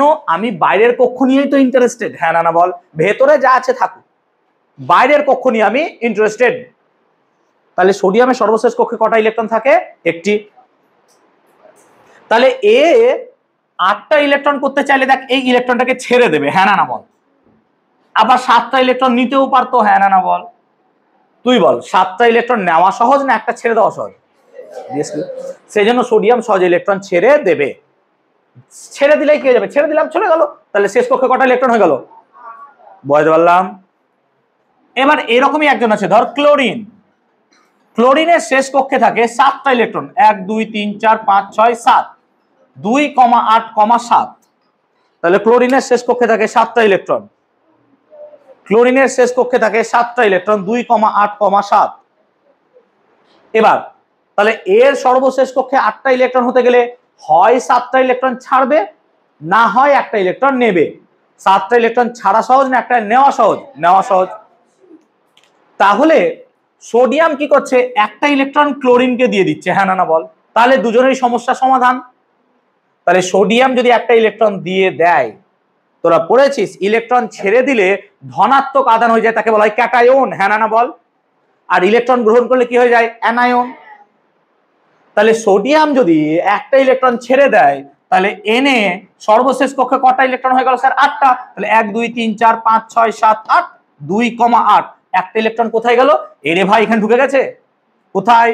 ক্লোরিন। তার সর্বশেষ কক্ষে ছিল কটা? 7টা। 1 2 3 4 5 6 7, কিন্তু সোডিয়াম চলে এসছে একটা ইলেকট্রন, তাহলে কত হয়ে গেল? তাহলে ক্লোরিনে হয়ে গেল 2,8,8, কিন্তু সোডিয়াম ইলেকট্রন ছেড়ে দিয়েছে বলে সোডিয়াম কি হয়ে যাবে? প্লাস। হ্যাঁ না বল? আর ক্লোরিন ইলেকট্রন গ্রহণ করেছে বলে ক্লোরিন কি হবে? তাহলে এই সোডিয়াম প্লাস আর ক্লোরাইড মাইনাস এরা পরস্পর যুক্ত হয়ে তৈরি করবে NaCl। কেন? প্লাস আর মাইনাস পরস্পরকে আকর্ষণ করবে। কোথায় পড়েছিস? স্পর্শ ছাড়া ক্রিয়াশীল বল, প্লাস মাইনাস আকর্ষণ করে এরকম ভাবে বন্ধন তৈরি করবে। এখানে যে যৌগ তৈরি হলো সেটা ইলেকট্রন গ্রহণ বর্জনের মাধ্যমে। হ্যাঁ না বলো? তো ইলেকট্রন গ্রহণ বর্জনের মাধ্যমে যে যৌগ তৈরি হবে তাকে বলবো আয়নীয় যৌগ। তাকে বলবো আয়নীয় যৌগ। এখানে একটা তৈরি হবে ক্যাটায়ন আর একটা তৈরি হবে অ্যানায়ন। এত দূর কি ক্লিয়ার? কে বুঝিসনি বল? না বুঝে দেখা। আজ বুঝতে পেরেছো? ক্লিয়ার? চলো। আর একটা দেখাচ্ছি, দেখো ধরো ক্যালসিয়াম, ক্যালসিয়ামের সর্বশেষ কক্ষে দুটো ইলেকট্রন থাকে, 2 8 আর 2, হ্যাঁ এরকম। তাহলে সর্বশেষ কক্ষে কটা ইলেকট্রন আছে? দুটো। আর এদিকে তাকাও অক্সিজেন, তার সর্বশেষ কক্ষে কটা ইলেকট্রন থাকছে? এঁকেছিলাম 2,6, হ্যাঁ না না বলো, মনে করো 2,6। তাহলে সর্বশেষ কক্ষে 1 2 3 4 5 6টা ইলেকট্রন, 2,6। তাহলে এ বেটাও যদি সর্বশেষ কক্ষে 8টা ইলেকট্রন রাখতে চায়, দুটোকে ছাড়বে, হ্যাঁ না না বল। আর এও যদি 8টা করতে চায়, দুটো নেবে। তাহলে এখান থেকে স্পষ্ট আমি দেখতে পাচ্ছি স্যার, ক্যালসিয়াম তার ইলেকট্রন গুলো একে দিয়ে দেবে, হ্যাঁ না না বল।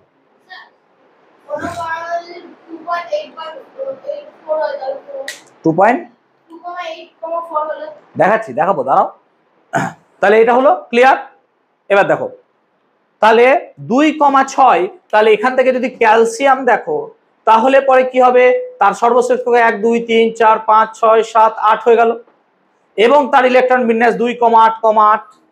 কিন্তু যেহেতু দুটো ইলেকট্রন ছেড়ে দিয়েছে, তাই কি হয়ে যাবে? 2+, হ্যাঁ না না বল। আর যেহেতু এই দুটো ইলেকট্রন নিয়েছে, তাই অক্সিজেনের সর্বশেষ কক্ষে 1 2 3 4 5 6টা ছিল, কিন্তু এখন কটা হয়ে যাবে? 8টা। কেন? দুটো তুমি ধার নিয়েছো, এবং 2- হয়ে যাবে, হ্যাঁ না না বলো। এবং এখানে হয়ে যাবে 2,8। তাহলে এখন এরা দুটো পরস্পর যুক্ত হয়ে কি তৈরি হয়ে যাবে? ক্যালসিয়াম অক্সাইড, CaO, হ্যাঁ না না বলো। এবার তাহলে আমরা এখান থেকে দেখলাম যে কিভাবে আয়নীয় যৌগ তৈরি হয়। এখন আয়নীয় যৌগ তৈরি হওয়ার ক্ষেত্রে এই যে +2 আর -2, এই দুটো আধানের পরিমাণ সেম হতে হবে, তবেই কেটে কুটে কত হবে? 0। ভালো করে ভাবো, কখনো এরকম যেন না হয় যে এর মাথায়, আমি মিটিয়ে দিচ্ছি এখন, এর মাথায় +2 আছে, এখানে 1 আছে, জীবনে হবে না। কেন? +2 -1 যোগ করলে +1 থেকে যাচ্ছে, 0 হচ্ছে না। তাহলে এটাকে কি করে করব? তাহলে নিশ্চয় আমাকে তখন অক্সিজেন কটা লাগবে? কেন? দুটো লাগলে এটা কত হয়ে যাবে? 2-, বুঝতে পেরেছি আমি। তখন এটা কিন্তু অ্যাপ্লিকেবল হবে না, তাহলে এটা কত হবে? 2-। চলো এবার নিজেদের টেক্সট বই খুলবো একটু প্লিজ। টেক্সট বইয়ের ক্ষেত্রে দেখো, টেক্সট বইয়ের ক্ষেত্রে দেখো, আমরা এরকমই একটা ছক পাবো, as you can remember, page number 78, page number 78 পেয়েছো? সেখানে প্রথমে দেখো NaCl দেওয়া আছে, ঠিক তো? NaCl এর ক্ষেত্রে দেখো একটা Na+ আর একটা Cl-। যদি এদের আধান দেখো, তাহলে +1 আর -1 যোগ করলে কত হয়? 0। তার ফলে এখানে যৌগ তৈরি হবে NaCl। পরেরটা কি আছে বলো? K+F-। এবার আমি তাহলে ছকটা পুরো কমপ্লিট করছি, এবার বুঝতে পারছো? তাহলে পড়ানোটা বুঝতে পারছো কিভাবে পড়াচ্ছি? টেক্সট বই ধরেই পড়াচ্ছি, পুরো টেক্সট বই পড়াচ্ছি, কিন্তু পড়ানোর স্টাইল কিন্তু আলাদা। আমি জানি না এভাবে তোমরা পড়েছো কি না। দেখো তাহলে, চলো এবার তাহলে K+ আর F- দেখছি। ক্লিয়ার? 1 নম্বরটা শিখিয়ে দিলাম, প্রত্যেকে টেক্সট বই ফলো করো। 2 নম্বর, পেজ নাম্বার 78, 2 নম্বর। তাহলে দেখো K+ আর F- আছে, তাহলে ভাবো এখানে +1 আর এখানে F কত? -1। তাহলে স্যার সিম্পল হিসাব, +1 আর -1 যদি যোগ করি, এটা যোগ করছি, তাহলে কত হয়ে যাবে? 0। তাহলে উৎপন্ন যৌগের নাম কি হবে? নাম হবে পটাশিয়াম ফ্লুরাইড, KF। বলো, বুঝাতে পেরেছি? এক্স্যাক্টলি যা শেখালাম তাই করছি আমি কিন্তু। চলো পরেরটা বলো। তাকাও এদিকে, Mg2+ O2-। এক্স্যাক্টলি এরকম, হ্যাঁ না না বলো। দেখো 2+ আর 2-। তাহলে এখানে যদি হিসাব করো, তাহলে স্যার +2 আর কত হবে? -2, কেটে কুটে কত হয়ে যাবে? 0। তাহলে এর নাম হবে MgO, হ্যাঁ না না বলো, ম্যাগনেসিয়াম অক্সাইড। বুঝতে অসুবিধা? পরেরটা বলো, পরেরটা বলো। Zn2+ S2-। তাহলে এটাও হিসাব সেম, +2 -2 কেটে কুটে কত হয়ে যাচ্ছে? 0। ZnS, zinc sulphide. এত ক্লিয়ার? ভালো করে দেখো, এত ক্লিয়ার? ক্লিয়ার? তারপর এটা বলো। এইবার হচ্ছে সমস্যা, তাকাও। Ca2+ Cl-। এবার যদি হিসাব দেখো, প্লিজ এদিকে কনসেন্ট্রেট করো। এবার যদি হিসাব দেখো, তাহলে ক্যালসিয়ামের হচ্ছে কত? +2, আর -1 যদি করো কেটে কুটে কিন্তু +1 হচ্ছে, আর হবে না। কেন? কেটে কুটে আমার কত হতে হবে? 0। তাহলে কি করে করবো স্যার? হিসাব তো সিম্পল। তাহলে এই -1 এর সাথে কত গুণ করব? 2। হ্যাঁ না না বলো। তাহলে আমি কি করব? এই -1 এর সাথে আমি 2 গুণ করে নেবো। হ্যাঁ না না বলো। বুঝতে পারছি ব্যাপারটা? তাহলে এখানে একটা প্লাস দিয়ে -1 এর সাথে 2। হ্যাঁ না না বলো। ভালো করে দেখো। এটা বলবি স্যার -2 হঠাৎ প্লাস কি করে হলে? আরে পাগলা, -2 মানে কত? Plus of -2। হ্যাঁ না না বল। ঠিক তো? তাহলে পরে কত হবে? কেটে কুটে 2, আর দেখো এটা হয়ে যাচ্ছে +2 -2, তাহলে কত হয়ে যাচ্ছে? 0। ঠিক বলছি তো? তাহলে দেখো ক্লোরিন কটা লাগলো ভাই? ক্লোরিন কটা লাগলো? এই দুটো লাগলো না এখানে? হ্যাঁ না না বল। আর ক্যালসিয়াম কটা লেগেছে? একটা। তাহলে ক্যালসিয়াম একটা, ক্লোরিন কটা? এইটা হবে তার চিহ্ন, CaCl2। বুঝতে পেরেছি? তাহলে এটার নাম কি? Calcium chloride. বুঝতে পারলাম? চলো তারপরটা বলো। এই তো আবার সমস্যা, আবার প্লাস মাইনাস ভরে দিয়েছে। এদিকে তাকাও, দেখো তাহলে একটা হচ্ছে +1 আর একটা +2 এভাবে লিখতে পারবো তো? হ্যাঁ না না বল। ঠিক তো? ঠিক তো? যোগ করছি তো। এবার তাকা, এটাও কি কেটে কুটে 0 হবে স্যার?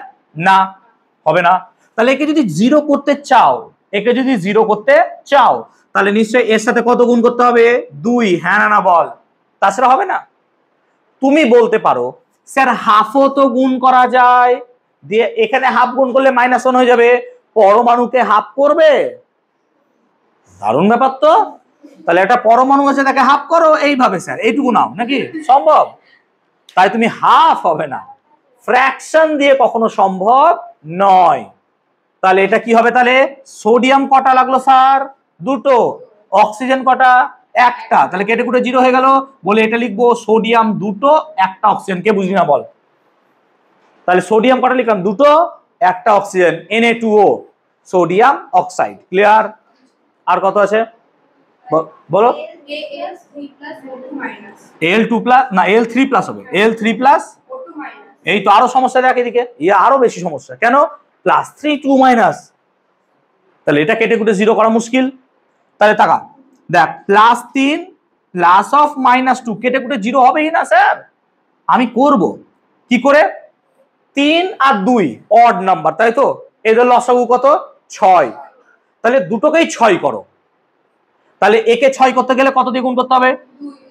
আর একে 6 করতে গেলে? তাহলে অ্যালুমিনিয়াম কটা লাগলো? 2। হ্যাঁ না না বল। দেখ অ্যালুমিনিয়াম তো, কটা গুণ করলি? 2। তাহলে অ্যালুমিনিয়াম 2। অক্সিজেন কটা লাগলো? তাহলে Al2O3। এবার হিসাব কর, 2 এর সাথে 3 গুণ করলে +6, আর 3 এর সাথে -2 করলে -6। কেটে কুটে কত হইলো? এর নাম হবে অ্যালুমিনিয়াম অক্সাইড। বুঝতে পারলাম? বুঝতে পারলাম? এটা কি জানতিস? এটা কি জানতিস কি করে হয়েছিল? জানতিস? সবাই জানিস? ক্লিয়ার? এতক্ষণ ক্লিয়ার হলো? ক্লিয়ার? স্কুলে পড়ে দিলে তো ম্যাডামটা শিখিয়ে দেন, অসুবিধা নাই। ঠিক আছে? এতদূর ক্লিয়ার হয়ে গেছে? আর আছে ছক? নাই। হ্যাঁ, ওই ছকটায় যাচ্ছি, ওই ছকটায় যাচ্ছি। এত ক্লিয়ার? 78। এবার সব সময় যে পরমাণু দিয়ে হবে তার কোনো মানে নাই, অনেক সময় মূলক দিয়ে হয়। মূলক কাকে বলে? পরমাণু বা পরমাণু পুঞ্জ যারা একত্রে অবস্থান করে এবং যাদের আধান থাকে তাদেরকে বলি মূলক। যেমন হাইড্রক্সিল মূলক, সালফেট মূলক, বাইকার্বনেট মূলক, এরকম বিভিন্ন রকমের মূলক আমাদের বইয়ে তোমাদের দেখবে মূলকগুলোর দেওয়া আছে। ঠিক আছে? কোন পেজে? আমাদের পেজ নাম্বার দেখবে 80-তে দেওয়া আছে। 80-তে মূলক দেওয়া আছে। আবার কিছু কিছু পরমাণু আছে তাদের যোজ্যতা পরিবর্তনশীল হয়। কেমন? যোজ্যতা কখনো কম হয়, কখনো বেশি হয়। এই রকম মৌলগুলোকে বলি পরিবর্তনশীল যোজ্যতাযুক্ত মূলক বা মৌল। এরকম কতগুলো উদাহরণ আমাদের পেজ নাম্বার 79-এ দেওয়া। যেমন ধরো ফেরাস আর ফেরিক, লোহা। লোহা, এই যে মাথার উপর +2 দেখছো, এটা হচ্ছে তাদের যোজ্যতা। তাহলে ক্যালসিয়ামের যোজ্যতা কত? 2 প্লাস বাদ। ক্যালসিয়ামের যোজ্যতা কত? জিঙ্কের, ম্যাগনেসিয়ামের 2।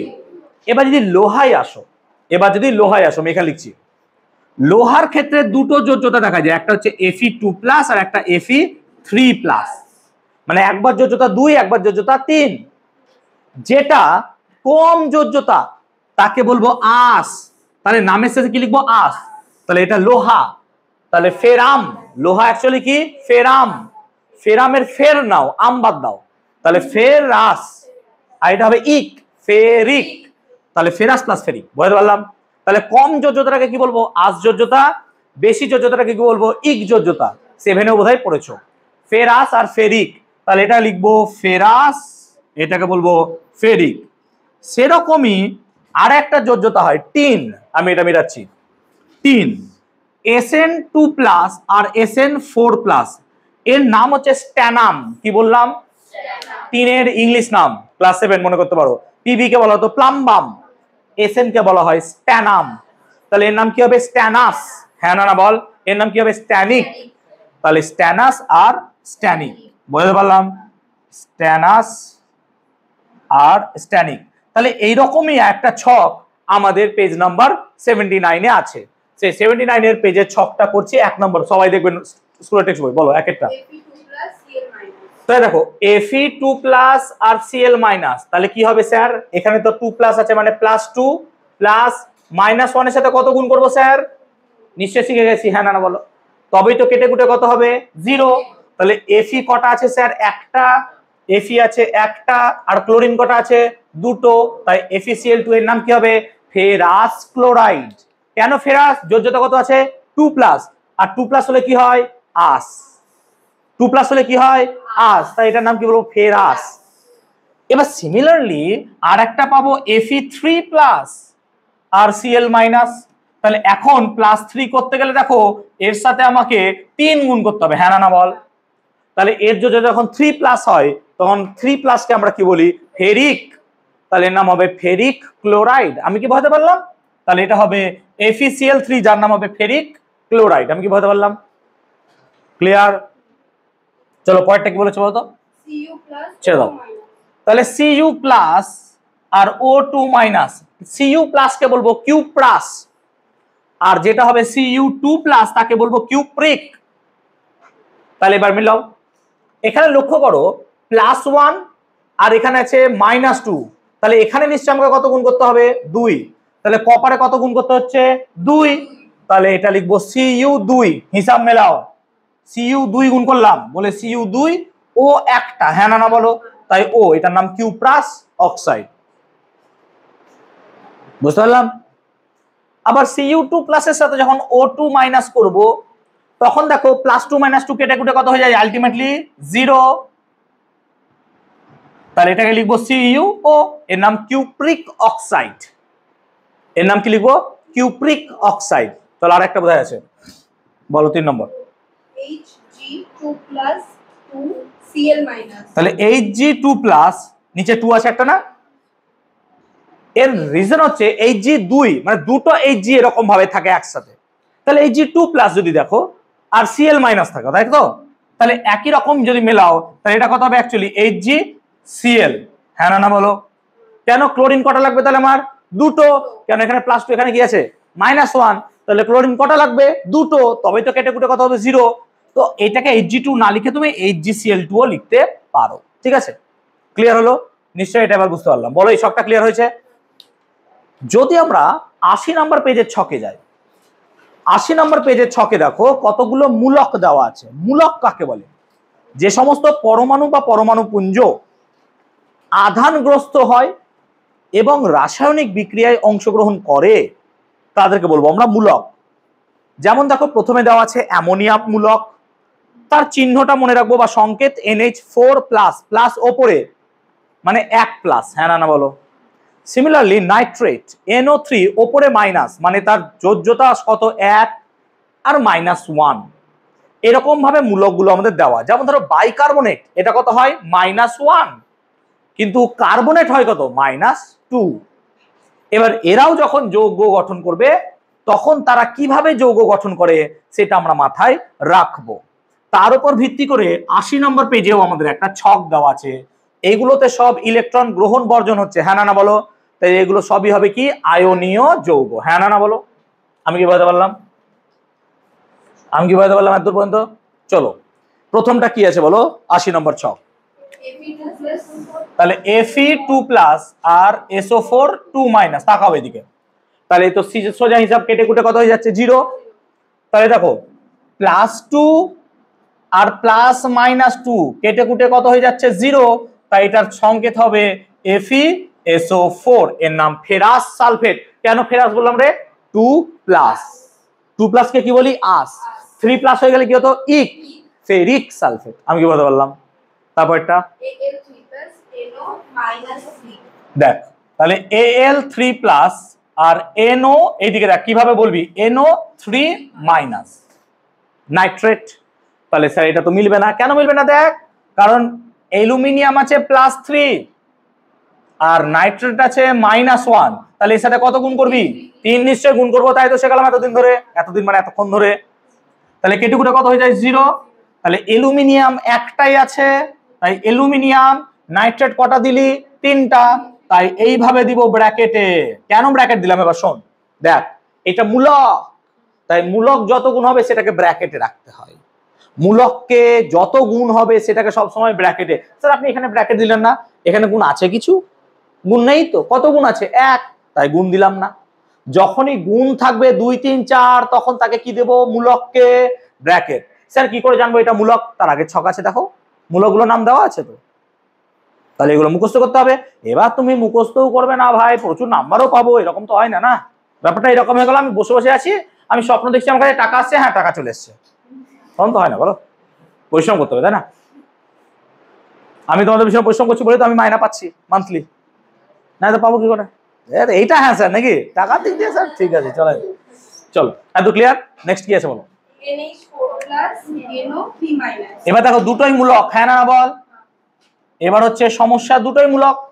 এবার তাকা, তাহলে NH4+ মানে +1 আর 3- মানে কত? এখানে একটাই মূলক, তাই তো? তাহলে এটা কত হচ্ছে? -1, কেটে কুটে কি 0 হয়ে যায়? তাহলে এটাকে কি কোনো ব্র্যাকেট দেব? এই দেখ, এবার বুঝতে পারলি? ঠিক বলছি তো? অনিলা বুঝতে পারোনি?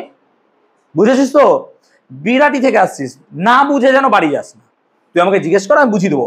প্লিজ মেটানোর পর জিজ্ঞেস করিস না যে স্যার এই জায়গাটা বুঝিনি, বুঝান। এত কষ্ট করে বোঝাচ্ছি, এখন যদি বলে দাও কি বোঝাতে সুবিধা হয়। যদি মেটানোর পর বলো স্যার আবার বুঝতে পারিনি জায়গাটা, তাহলে আমাকে আবার আঁকতে হবে, আবার করতে হবে, তাহলে আমার এখন বুঝিয়ে দিতে সুবিধা।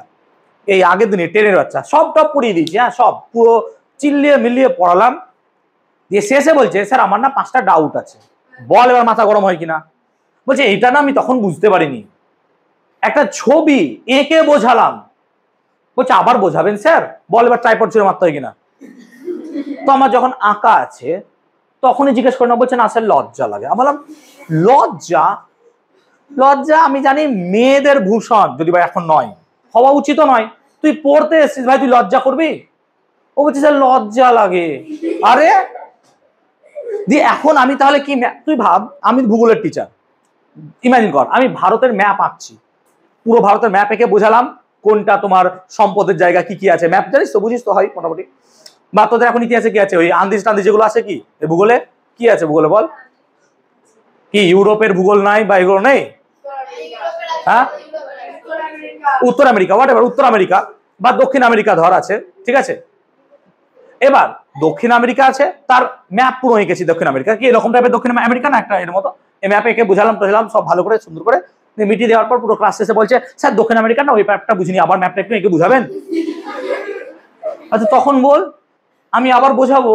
আরে ভাই নিজেরও তো একটা কষ্ট আছে, তোমাদের ডাউট ক্লিয়ার কেন করে দেবো না? করে দেবো। আরে ভাই যখন পড়াচ্ছি তখন তো বলো, এখন তুমি বলবে তাহলে স্যার কেন বলেন বারবার বুঝিয়ে দেবো। আরে বারবার বুঝিয়ে দেবো মানে এই নয় যে আমি এঁকে ক্লাস কমপ্লিট করার পর তখন বলছো স্যার আমি ওগুলো কিচ্ছু বুঝিনি। তো যখন বোঝনি তখনই আমাকে জিজ্ঞেস করে নাও।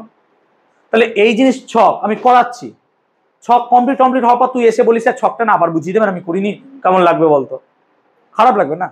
তো এখনই আমাকে বলো, আমি এখনই ক্লিয়ার করে দেবো ভাই, যতবার বলবো আমি ক্লিয়ার করে দেবো, কোনো ব্যাপার না।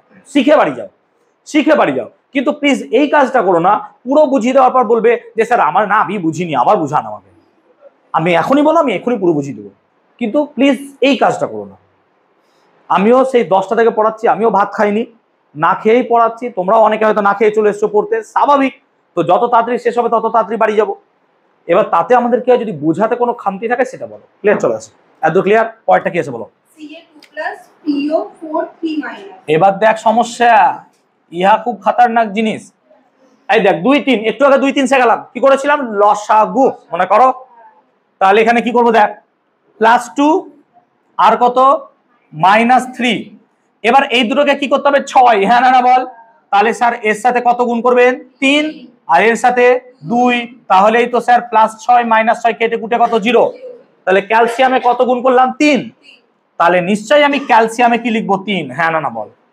আর ফসফেটে কত গুণ করলাম? 2। তাহলে নিশ্চয় PO4 ব্র্যাকেটে 2। কেন ব্র্যাকেট দিলাম? 2 আছে বলে। 2 3 4 থাকলে ব্র্যাকেট, না থাকলে সিঙ্গেল। বুঝতে পারলাম? আর কিছু আছে? যদি তোমার আননোন হয় 2 3 এরকম টাইপের, তুমি এখানে বুঝতে পারছো যে কত গুণ ভাগ করতে হবে, কিন্তু এখানে তো বুঝতে পারবো না, তাহলে এরকম জায়গায় লসাগু করে দেবো। আর আছে? ক্লিয়ার হলো এত পর্যন্ত? তাহলে টেক্সট বইয়ের ছক ক্লিয়ার, আয়নীয় যৌগ পুরো ক্লিয়ার হলো কিভাবে গঠন হয়। এবার আমরা পড়বো কি তাহলে? সমযোজী যৌগ। তার আগে আয়নীয় যৌগের কিছু বৈশিষ্ট্য বলি। আয়নীয় যৌগগুলো প্লাস মাইনাস আকর্ষণ বল দ্বারা আবদ্ধ থাকে, তাই প্লাস মাইনাস হওয়ার জন্য এরা বেশি কঠিন হয়। কেন? এদের আকর্ষণ বলটা বেশি। আকর্ষণ বল বেশি বলে কাছাকাছি থাকে সব সময় যেহেতু আকর্ষণ বল বেশি কাছাকাছি থাকছে বলে এরা কঠিন পদার্থ হয়। কেন? তোমরা তাপে পড়েছো, কঠিন পদার্থ সবসময় কি থাকে? কাছাকাছি থাকে, হ্যাঁ না বলো? 2 নম্বর, যেহেতু এদের মধ্যে আকর্ষণ বল বেশি, তাই এদেরকে ভাঙতেও শক্তির পরিমাণ কি লাগবে? বেশি। তাই এদের গলনাঙ্ক বা স্ফুটনাঙ্কের মানও কি হবে? বেশি। এদের গলনাঙ্ক বা স্ফুটনাঙ্কের মান কি হবে? বেশি। আমরা বলতে পারলাম? ক্লিয়ার হয়েছে? এই আয়নীয় যৌগগুলো ধ্রুবীয় দ্রাবকে দ্রবীভূত হয়। ধ্রুবীয় দ্রাবক মানে জল, মনে রাখবি জল একটা হচ্ছে ধ্রুবীয় দ্রাবক। কি করে হয়? ক্লাস 10-এ পড়াবো, অসুবিধা নাই। ধ্রুবীয় দ্রাবক, জল এক প্রকারের ধ্রুবীয় দ্রাবক। ধ্রুবীয় মানে জলকে ভাঙলে ক্যাটায়ন আর অ্যানায়ন পাওয়া যায়। কি বলতো? H2O কে ভাঙলে H+ আর OH-। তো যে সমস্ত দ্রাবক এরকম ক্যাটায়ন অ্যানায়নে ভেঙে যায় তাদেরকে বলি ধ্রুবীয় দ্রাবক। তাহলে জল এক প্রকারের ধ্রুবীয় দ্রাবক এবং এরা ধ্রুবীয় দ্রাবকে দ্রবীভূত হয়, অর্থাৎ এরা জলে দ্রবীভূত হয়। এত ক্লিয়ার? এত ক্লিয়ার? ক্লিয়ার হয়েছে? ওকে। তাহলে আমরা দুটো জিনিস মাথায় রাখবো, আয়নীয় যৌগগুলো কঠিন প্রকৃতির হয়, হ্যাঁ না বলো? আর এদের গলনাঙ্ক স্ফুটনাঙ্ক কি হয়? এই দুটো মাথায় রাখবো। আসছি সমযোজীতে। সমযোজী যৌগ, এটা আমাদের লাস্ট টপিক, তাই তো? সব ক্লিয়ার করলাম পুরো? তোরা তো বই পড়েছিস, ম্যাডাম পড়িয়ে দিয়েছেন, আমি টেক্সট বইটা একবারও পড়ালাম না। বুঝতে পেরেছিস তো পুরো? কোনো জায়গায় তো বাদ দিলাম না, মোটামুটি সব জায়গায় বুঝালাম।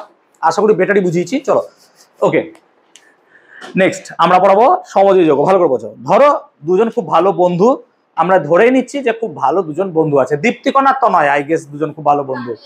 ও তানিয়া, তনয়া না, সরি তানিয়া কর্মকার। ওকে, তো দুজন খুব ভালো বন্ধু তো নাকি?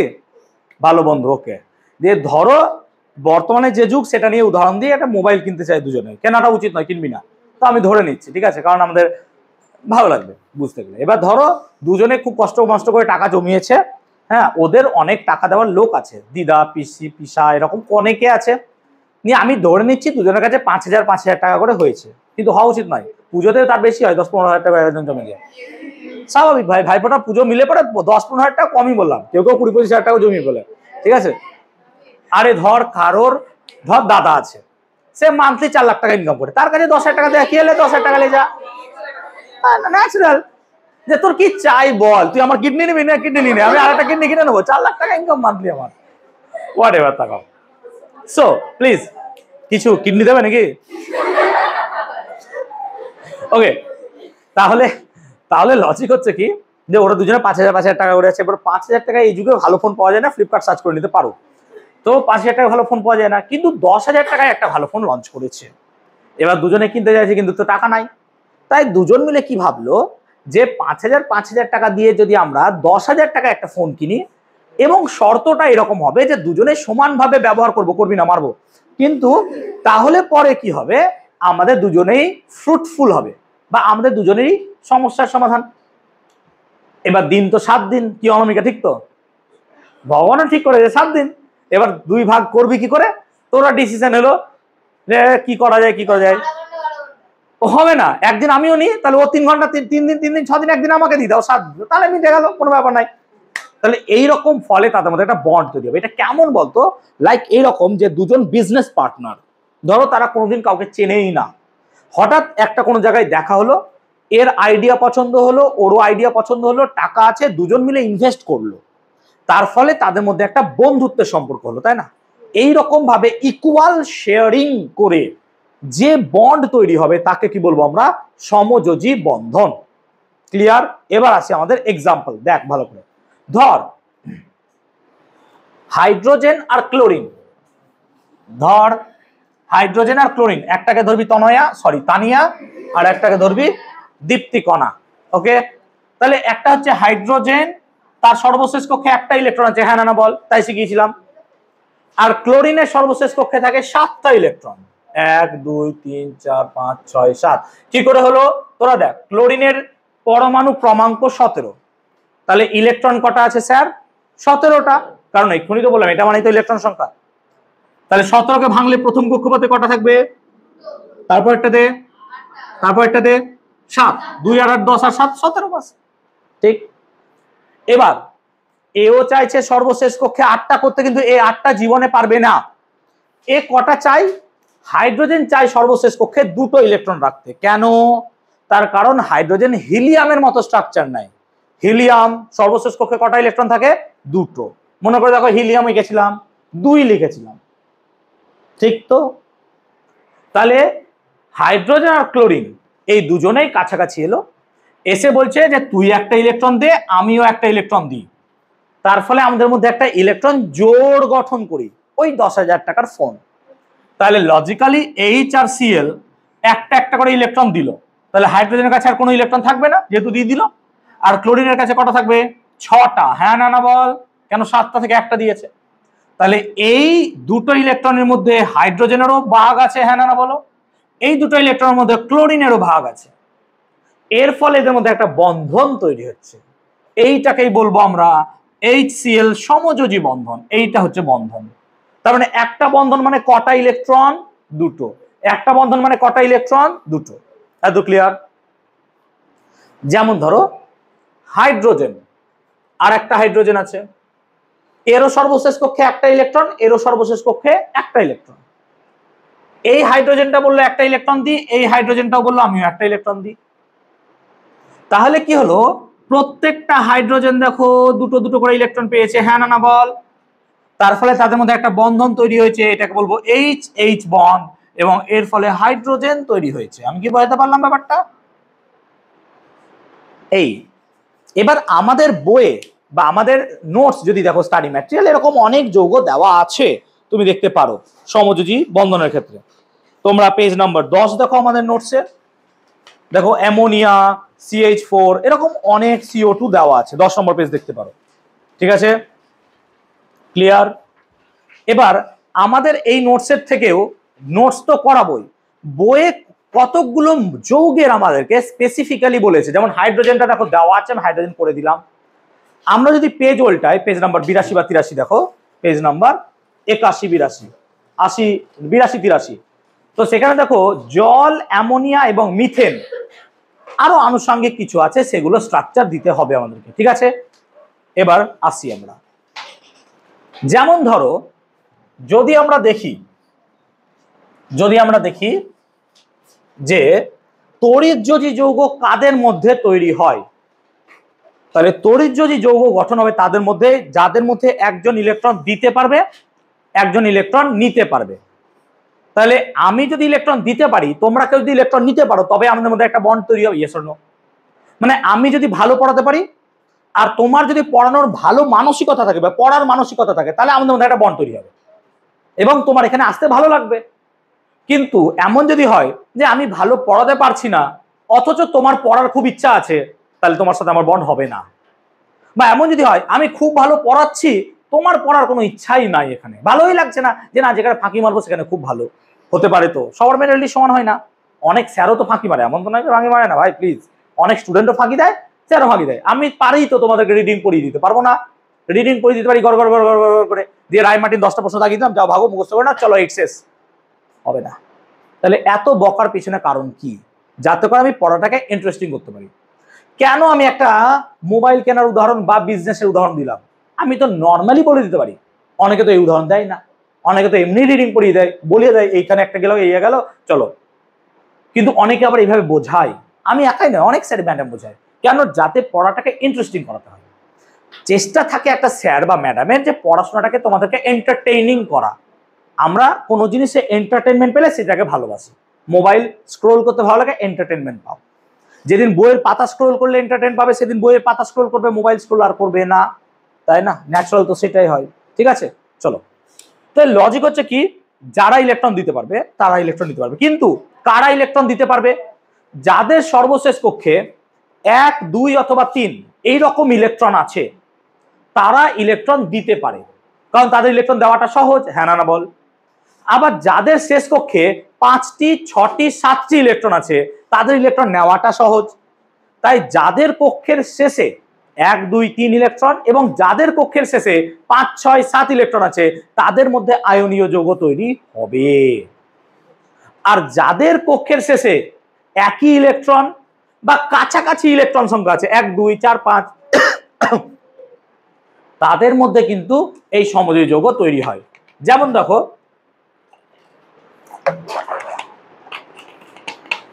আমরা যদি একটা উদাহরণ দিই, যেমন ধরো আমরা উদাহরণ নিচ্ছি একটা জল H2O। তাকাও এদিকে, অক্সিজেনের সর্বশেষ কক্ষে আছে 6টা ইলেকট্রন, তাহলে এর 8টা ইলেকট্রন করতে গেলে কটা ইলেকট্রন দরকার? 2টো।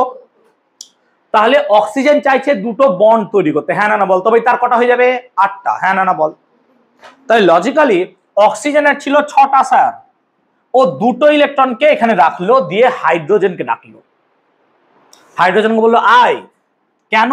তাতে তোরও একটা ইলেকট্রন দে, তাতে তোর 2টো ইলেকট্রন হবে। আর একটা হাইড্রোজেনকে বললো তুইও একটা ইলেকট্রন দে, তাতে তোরও একটা ইলেকট্রন হবে। আর সুবিধা কি হবে? আমারও কটা ইলেকট্রন হয়ে যাবে? 8টা। তাহলে তোরও সুবিধা, আমারও সুবিধা। এইরকম স্ট্রাকচারকে আমরা বলি মিথস্ক্রিয়া, নাকি রে? পড়েছিনি হয়তো, মিথস্ক্রিয়া।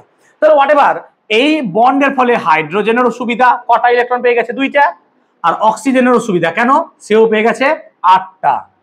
এই ফলে যে গঠনটা তৈরি হয় সেটা হচ্ছে এইরকম দেখতে লাগে, এটাকে বলবো জলের গঠন। দেখে নিতে পারো তোমরা বই। পেয়েছো?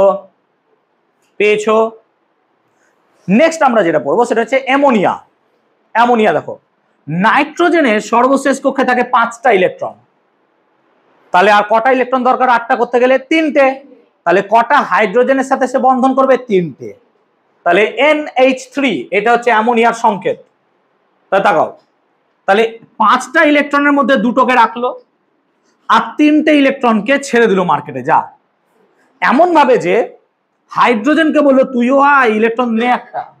এখানে আর একটা হাইড্রোজেনকে রাখলো, তুইও আয় একটা ইলেকট্রন দে। এখানে হাইড্রোজেনকে রাখলো, তুইও আয় একটা ইলেকট্রন দে। তাতে সুবিধা কি হবে রে?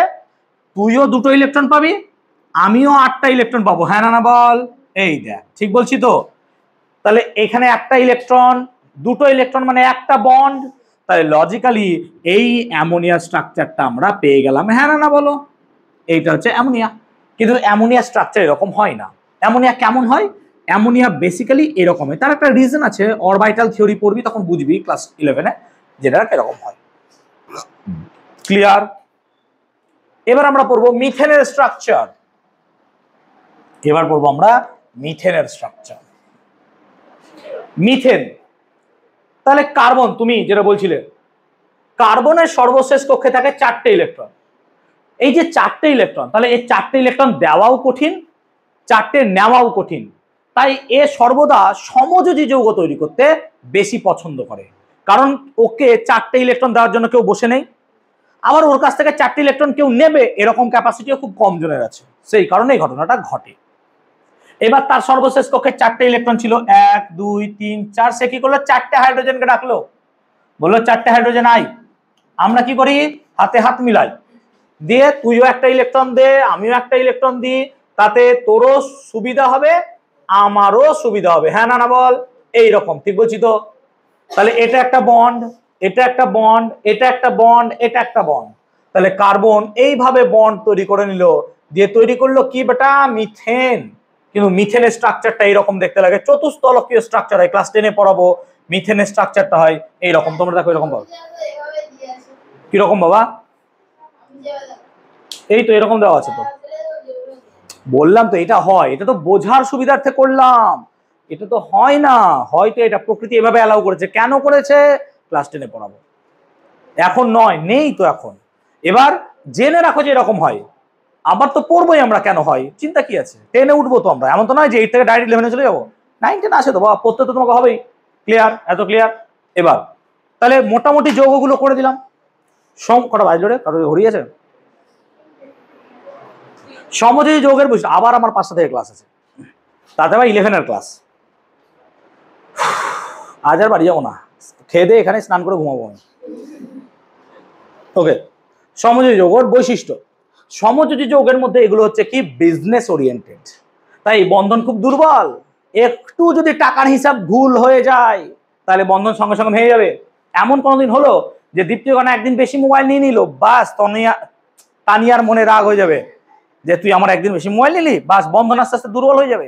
এটা বন্ধুদের মধ্যে বন্ধন সহজে ভেঙে যায়, দুর্বল প্রকৃতির বন্ধন। ঠিক আছে, ক্লিয়ার হয়েছে? তাহলে এই হচ্ছে বন্ধুদের বন্ধন, সেই জন্য এটা বন্ধুর, বন্ধুর মানে কি ভেঙে যায়, দুর্বল প্রকৃতির। তো দুর্বল বন্ধন এটা, সেই জন্য এগুলো কঠিন পদার্থ কম হয়। এরা বেশিরভাগই কি হয়, তরল আর গ্যাস। কেন? আকর্ষণ বল কি হয় কম, সেই জন্য কাছাকাছি থাকে না। আজকে বন্ধুর সাথে বসে আছি, খুব ভালো বন্ধু, দুদিন পর অন্য জায়গায় বসে আছে, খুব ঝগড়া, কি হয়েছে রে? আজ স্যার বলেন না, ওর মতো বাজে মেয়ে আমি কোনোদিন দেখিনি। আবার 4 দিন পর দেখছি, আরে কি রে? স্যার খুব ভালো স্যার। ফ্রেন্ড, কি হলো, তোমার সঙ্গে কিছু হয়েছে নাকি? বন্ধু বলছি তো মুখটা এরকম করে ঘুরিয়ে দিচ্ছি, আর আমার বন্ধু জীবনে কেউ নাই, ভাগ, সবকে শেষ করে দিয়েছি। চলো, ওকে, ক্লিয়ার হয়েছে? আমার একটাই বন্ধু, বাবা মা sir, please, the best friend বাবা মা, এর বাইরে কেউ হবে না। ক্লিয়ার? চলো নেক্সট। এদের যেহেতু আকর্ষণ বল কম, এদেরকে ভাঙতেও কি লাগে কম শক্তি, তাই এদের গলনাঙ্ক স্ফুটনাঙ্ক কি হয় কম। বুঝতে পারলাম? এরা জৈব দ্রাবকে দ্রবীভূত হয়। জৈব দ্রাবক কোনগুলো? যেমন ধরো হচ্ছে জল জৈব দ্রাবক, এটা ধ্রুবীয় দ্রাবক, যেমন ধরো বেনজিন, কেরোসিন, কার্বন ডাইঅক্সাইড না, কার্বন টেট্রাক্লোরাইড, এগুলো হচ্ছে জৈব দ্রাবক এবং এরা জৈব দ্রাবকে দ্রবীভূত হয়। ক্লিয়ার? আমরা যদি তাহলে দুটো কম্পেয়ার করি, ন্যাপথলিন, তোমরা নিশ্চয় গন্ধ শুকেছো, ন্যাপথলিন একটা জৈব পদার্থ এবং এটা সমযোজী যৌগ। প্লিজ, ন্যাপথলিনেরই মতো দেখতে নুন, ন্যাপথলিনের মতো অনেকটা দেখতে তো সাদা রঙেরই, তাহলে নুন হচ্ছে কি আমাদের সিম্পল কথায় আয়নীয় যৌগ। একটু আগে পড়ালাম NaCl। এদের যদি কম্পেয়ার করি, ন্যাপথলিন তার দ্রাব্যতা জলে প্রায় নেই, জলে দ্রবীভূত হয় না। কেন? ন্যাপথলিন সমযোজী যৌগ, সমযোজী যৌগ জলে দ্রবীভূত কম হয়। কিন্তু একটা ব্যতিক্রম আছে, HCl এঁকেছিলাম, HCl সমযোজী যৌগ কিন্তু জলে দ্রবীভূত হয়। HCl সমযোজী যৌগ কিন্তু জলে দ্রবীভূত হয়। স্টার দেবে, এটা পরীক্ষা আছে 2 নম্বর। তাহলে ন্যাপথলিন জলে কেন দ্রবীভূত হয় না? ন্যাপথলিন হচ্ছে সমযোজী যৌগ, কিন্তু নুন জলে দ্রবীভূত হবে। কেন? নুন আয়নীয় যৌগ, আগে বোঝালাম আয়নীয় যৌগ জলে দ্রবীভূত হয়। ন্যাপথলিনের গলনাঙ্ক অনেক কম, একটুতেই গলে যায়, কিন্তু যদি নুন দেখো তার গলনাঙ্ক অনেক বেশি। কেন? ন্যাপথলিন সমযোজী যৌগ, সমযোজী যৌগ হয় তাদের গলনাঙ্ক কি হবে কম, একটু আগে বোঝালাম। আর আয়নীয় যৌগ আকর্ষণ বল বেশি, ভাঙতে শক্তি বেশি লাগবে, তাই নুনের গলনাঙ্ক কি হবে বেশি। সেই রকম ভাবে নুনের স্ফুটনাঙ্কও কি হবে বেশি, ন্যাপথলিনের স্ফুটনাঙ্ক কি হবে কম। আমি কি বোঝাতে পারলাম? তাহলে আমাদের টেক্সট বইয়ের শেষের দিকে দেখবে এরকম একটা টপিক আছে এবং তার সঙ্গে আছে দেখো আয়নীয় ও সমযোজী যৌগের পার্থক্য। এই পার্থক্যটা আমি বৈশিষ্ট্যের আকারে তোমাদের বলে দিয়েছি, বলে পার্থক্যটা বলছি না, আমাদের নোটসে খুব সুন্দর করেও দেওয়া আছে, তবে তোমরা টেক্সট বই পড়ে নিও। 9 নম্বর যে পেজ আছে সেখানে দেখবে আয়নীয় সমযোজী যৌগের পার্থক্য দেওয়া আছে। ক্লিয়ার হয়েছে? কোনো টপিক বাদ দিলাম ত্রিধা? কিছু বাদ দিলাম? তোমরা তো পড়েছো মোটামুটি, কিছু বাদ? তাহলে ফার্স্ট টার্ম আজকে মোটামুটি কমপ্লিট করলাম, ঠিক তো? সামনের শনিবার পুরো ফার্স্ট টার্ম পরীক্ষা হবে, গ্রুপে মেসেজ দিয়ে দিয়েছি। সেট 1 এন্ড সেট 2 দুটো সেটে পরীক্ষা হবে। সেট 1 নর্মাল এমনি স্কুলগুলোর জন্য, সিলেবাস যেহেতু একই পশ্চিমবঙ্গের মধ্যে, আর সেট 2টাকে আমরা মিশনের মধ্যে, না যা বলছি আমি, যে কোনো একটা কিছু সেট দেওয়া আছে। সেট 1টা মিশন ওরিয়েন্টেড আর সেট 2টা তোমাদের জন্য।